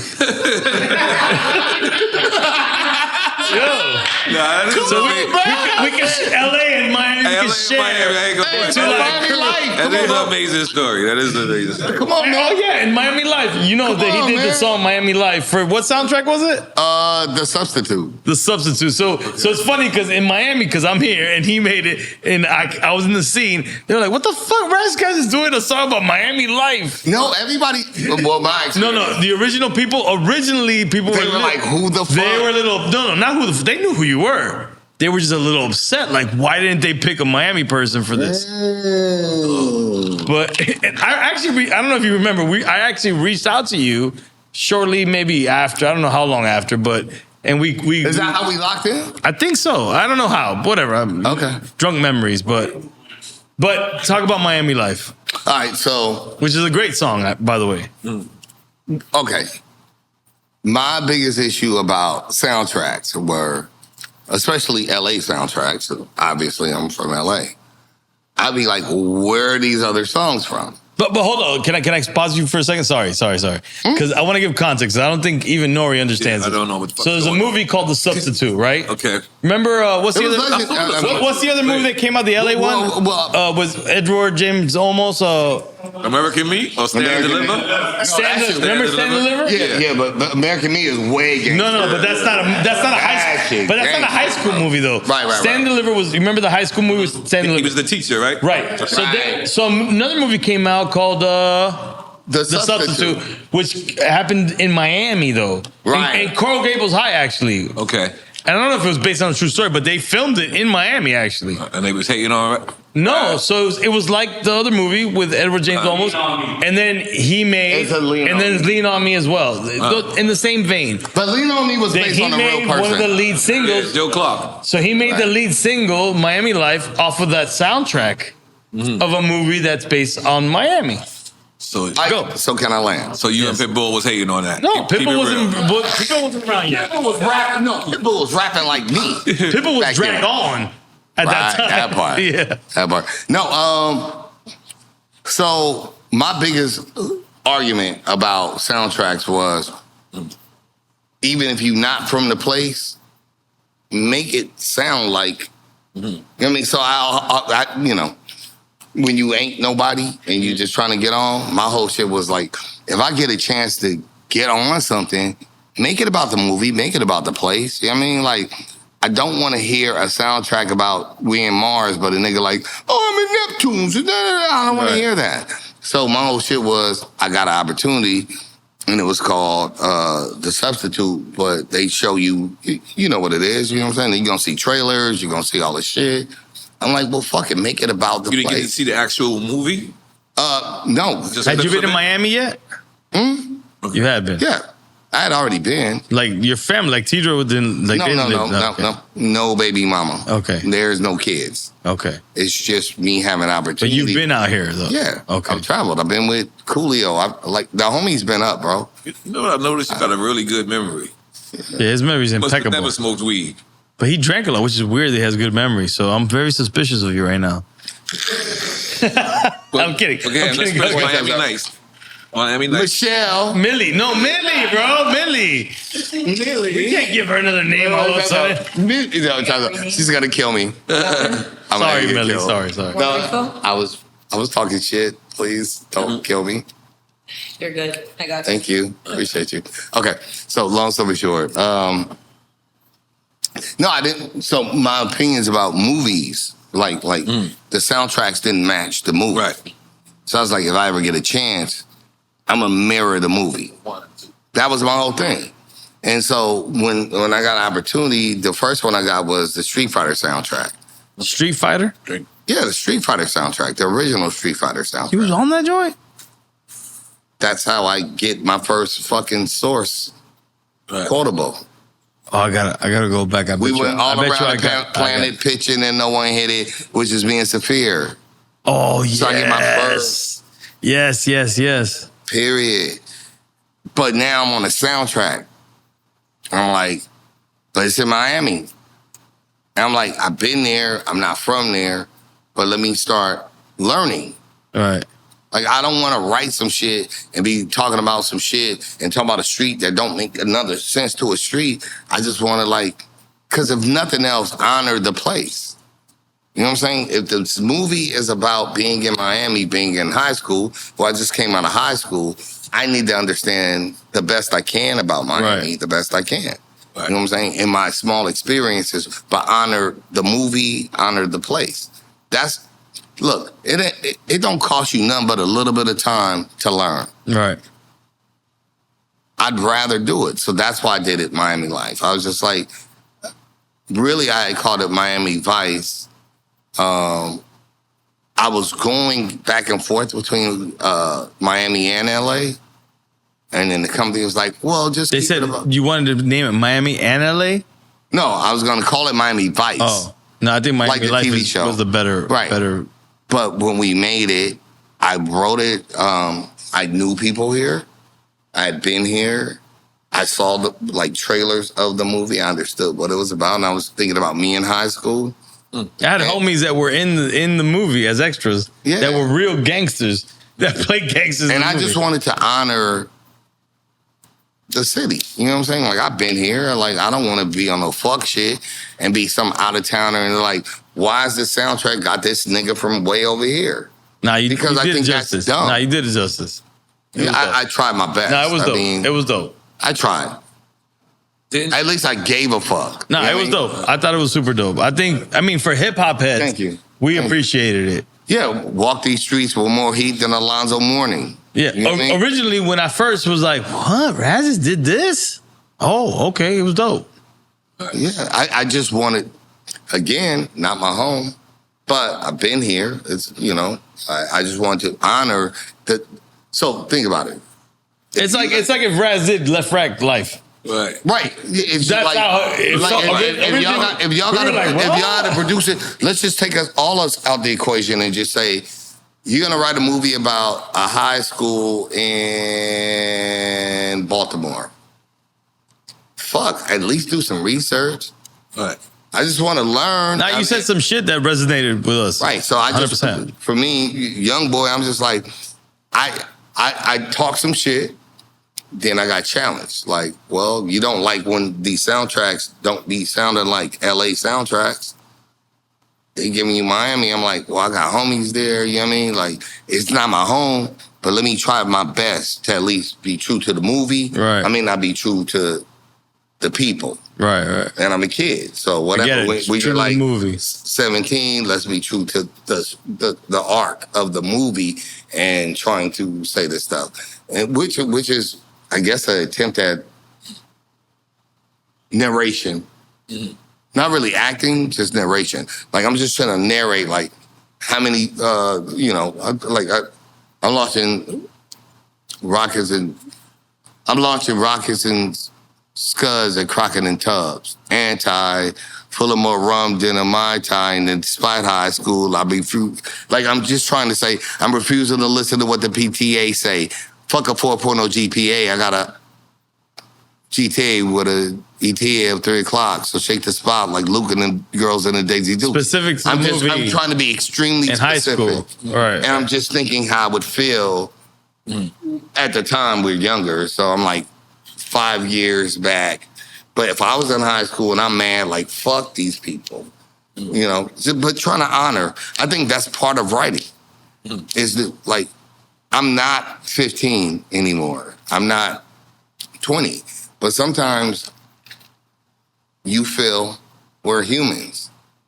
I'm sure you can remember. You look at your kids and turn into your 15-year-old. Right. But you see yourself in your child. Like, my pardon for cutting you off. Yeah. Dave Chappelle just used your song in a... Love you. Thank you. Oh, yeah. Bring that up, man. Yes, sir. Off the album. Yes, sir. So, the new album. So you get that props. I got recent props. Thank you. Okay, yeah. I'm saying you get that the residual that direct though, right? Too, man. Because that's not, you don't have distribution, right? This is fully independent. Totally independent. Oh, so an whatever, incredible album, guys. It goes straight direct to you. How that's pretty dope. And that song. How do you feel? Thank you, bro. Right. Humbled. Okay. Super humbled. So, made the record. I doom scroll. I ain't gonna lie. Mm-hmm. I be watching shit. I end up watching like pandas and shit. I mean, I be like, oh my God, the pandas are amazing. All right. They are though. They are. So I was doom scrolling one time. I come across this shit about these lions in South Africa. Wait, doom scroll? I didn't catch on. Doom scrolls when you just click through that's the TV? what it's called. Okay, I didn't know that. I'm gaining you up. Yeah, I didn't know that. No, God. You don't stop. You just keep going. Yeah, I'm telling you. I thought it was called binge watching. No. I mean, that is, that's what it is. Okay. But it's modern day doom scroll. Doom scroll. Okay. I was doom So, like, scroll. when you watch the whole Sopranos in one sitting. That's binging. That's binge watching. This is when you scroll any other platform or whatever. Okay. Any other platform, doom scrolling. Yeah. Because eventually it's going to be something, you're going to die. The alien is going to get you, whatever. Yeah. So I think that's why they call it doom scroll. Anyway, I was watching. So we're not going to die? And the aliens are not going to come? No, not you. I was saying that's what the thing says. You know, I talk in my little lovely voice. So go ahead. It's the LA thing. Okay. We get nice before the evil comes out. Okay. Go evil guy. Yeah. So? I don't think he's going to kill me. What? I don't know. Who went crazy? So go have it. No. You knew what I was saying. I feel like he just became you and you became him. Right. I don't know what happened right now, bro. I get into this. Y'all two going there. Y'all secret LA beef. No, right. I've been catching this whole interview. Are you picking up? Yeah. I've been seeing y'all take it like that. So what happened? I do not want to smoke. So when you get that call? Is it Dave Chappelle? Yeah, the Dave Chappelle joint. See, bro, you just went wild right now. I know I did. Yeah, you did. You went crazy, bro. Mm-hmm. So go, Dave Chappelle. Go, stay focused. Ras Kass, stay focused. Oh shit. So then I go. The Ras Kass. That's gonna be the clip, right? Anyway. Dave Chappelle joint. All right, so here's how it goes. No, so cool thing. Just doom scrolling, come across this thing I think is super interesting. I get very inspired. It's about these lions. They basically react differently than all lions have ever reacted, because basically what happens in most mammals, which even in the world we live in, it informs a thought in my head. So what happens with most, I'm telling you, squirrels, moose, mammals. This is getting deep. Way deeper than this. I'm a smart nigga. Never get it fucked up. I mean, smart and deep is weird. Just, no, it's not weird. So, Bar, real quick. So most animals, if they're animals? most mammals. Oh, mammals. Mammals tend to murder the children of the bitch they want. Therefore, Dave Chappelle.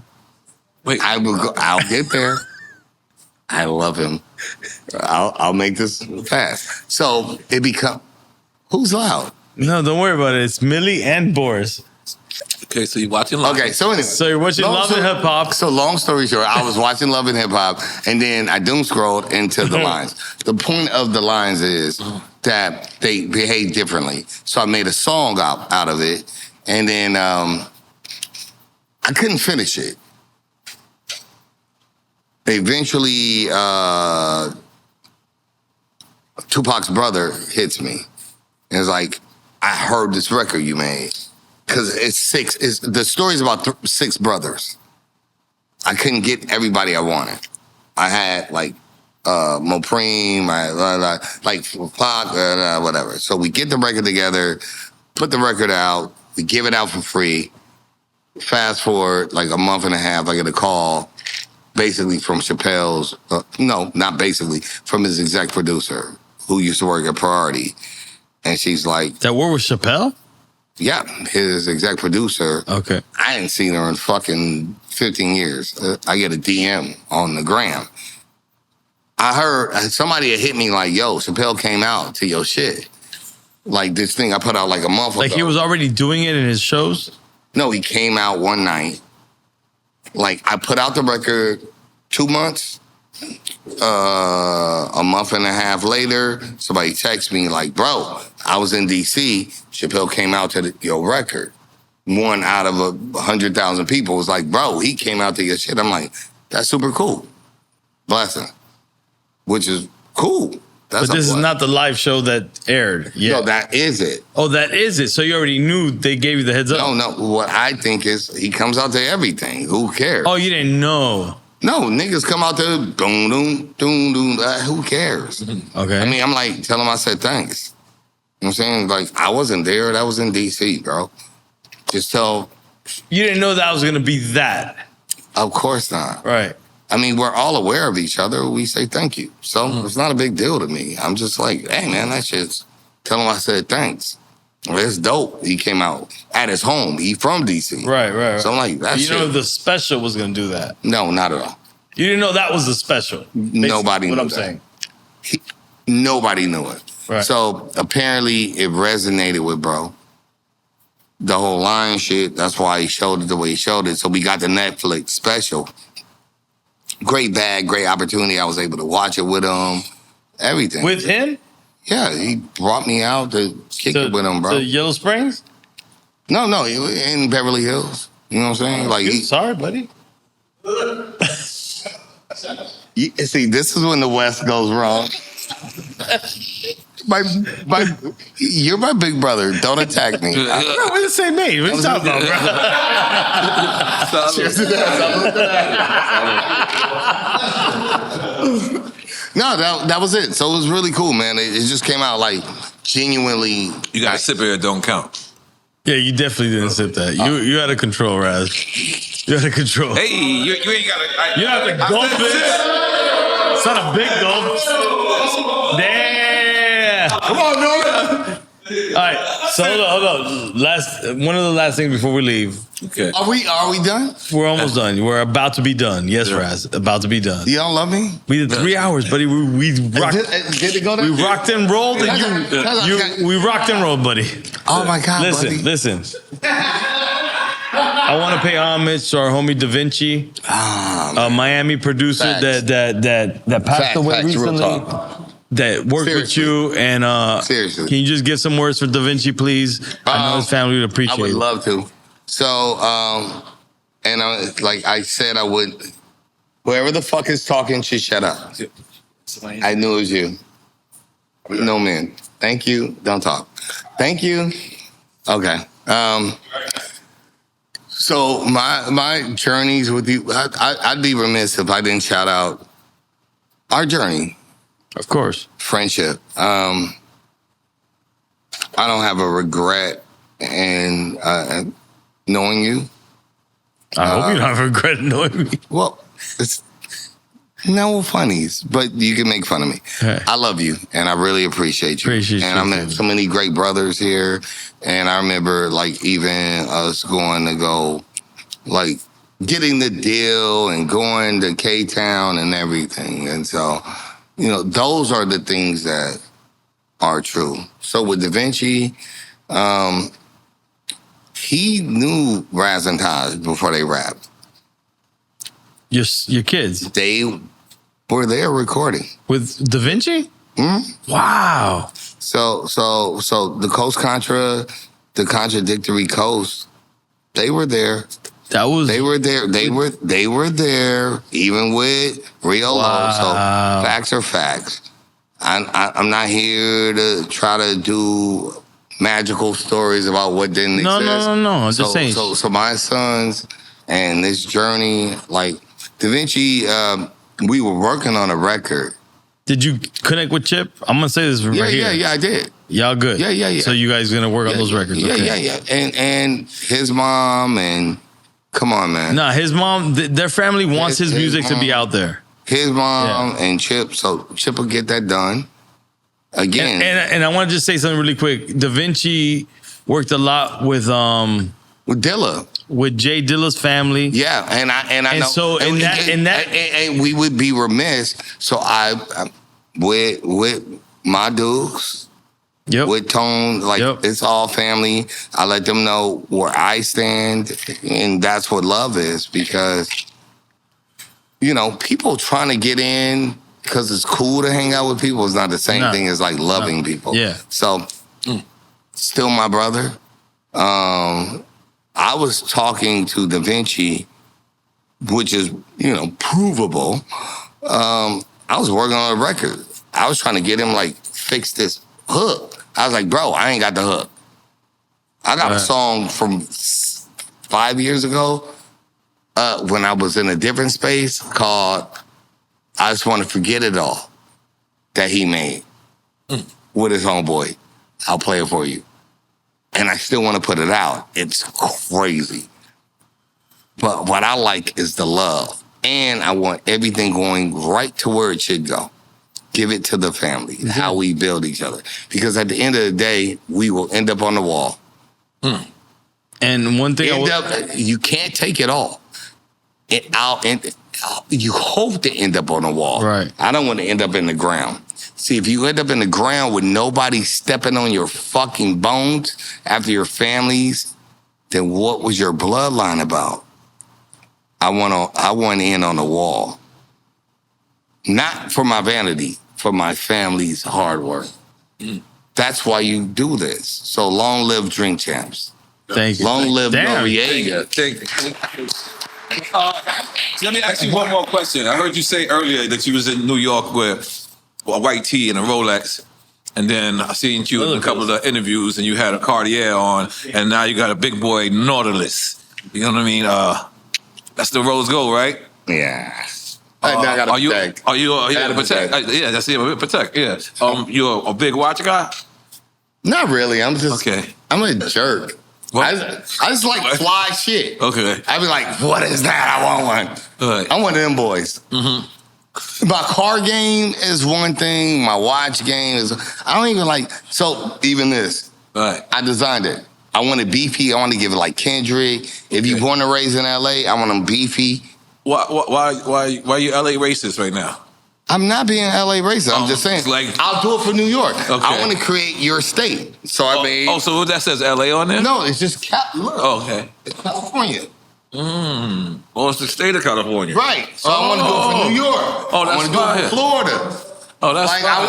I want to beefy. Now, Florida looks like a gun. The first one to Florida state looks like a gun. represent your shit. You know what I'm saying? Louisiana. I think it'll be a way. Yeah. Like I want to make them beefy, but it was my idea. I finally built something. Like I'm from California. I'm born and raised. My mama from Louisiana. My daddy from Arkansas. I'm from LA. I'm just trying to build something. I want it beefy, and I want to have enough money to bless niggas. You know what I mean? Like I'd love to come to here and like be up and just.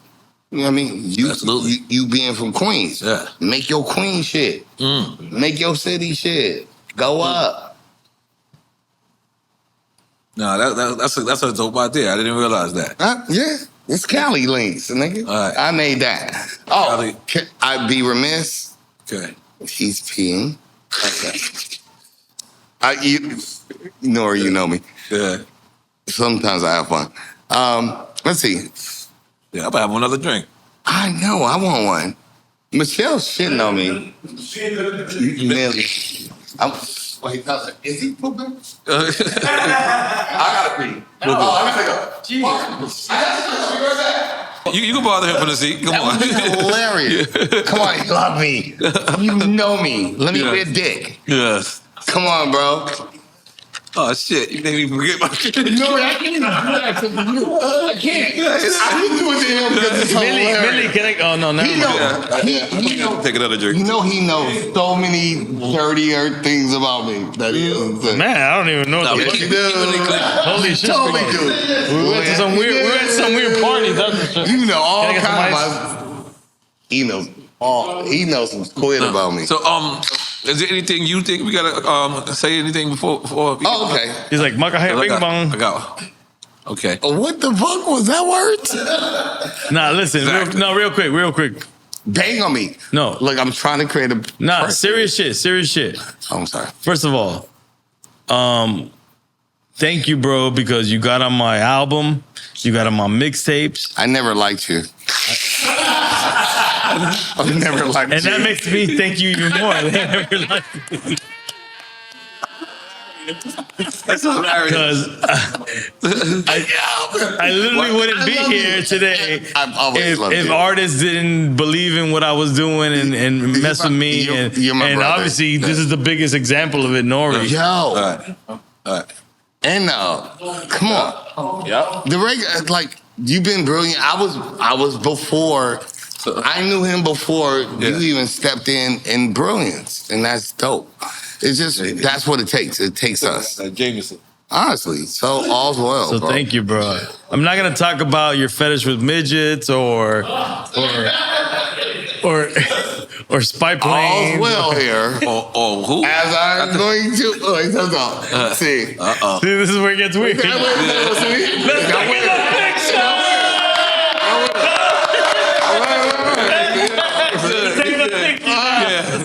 Oh, wait, but watch out. Watch out. That's not a wall. Watch out.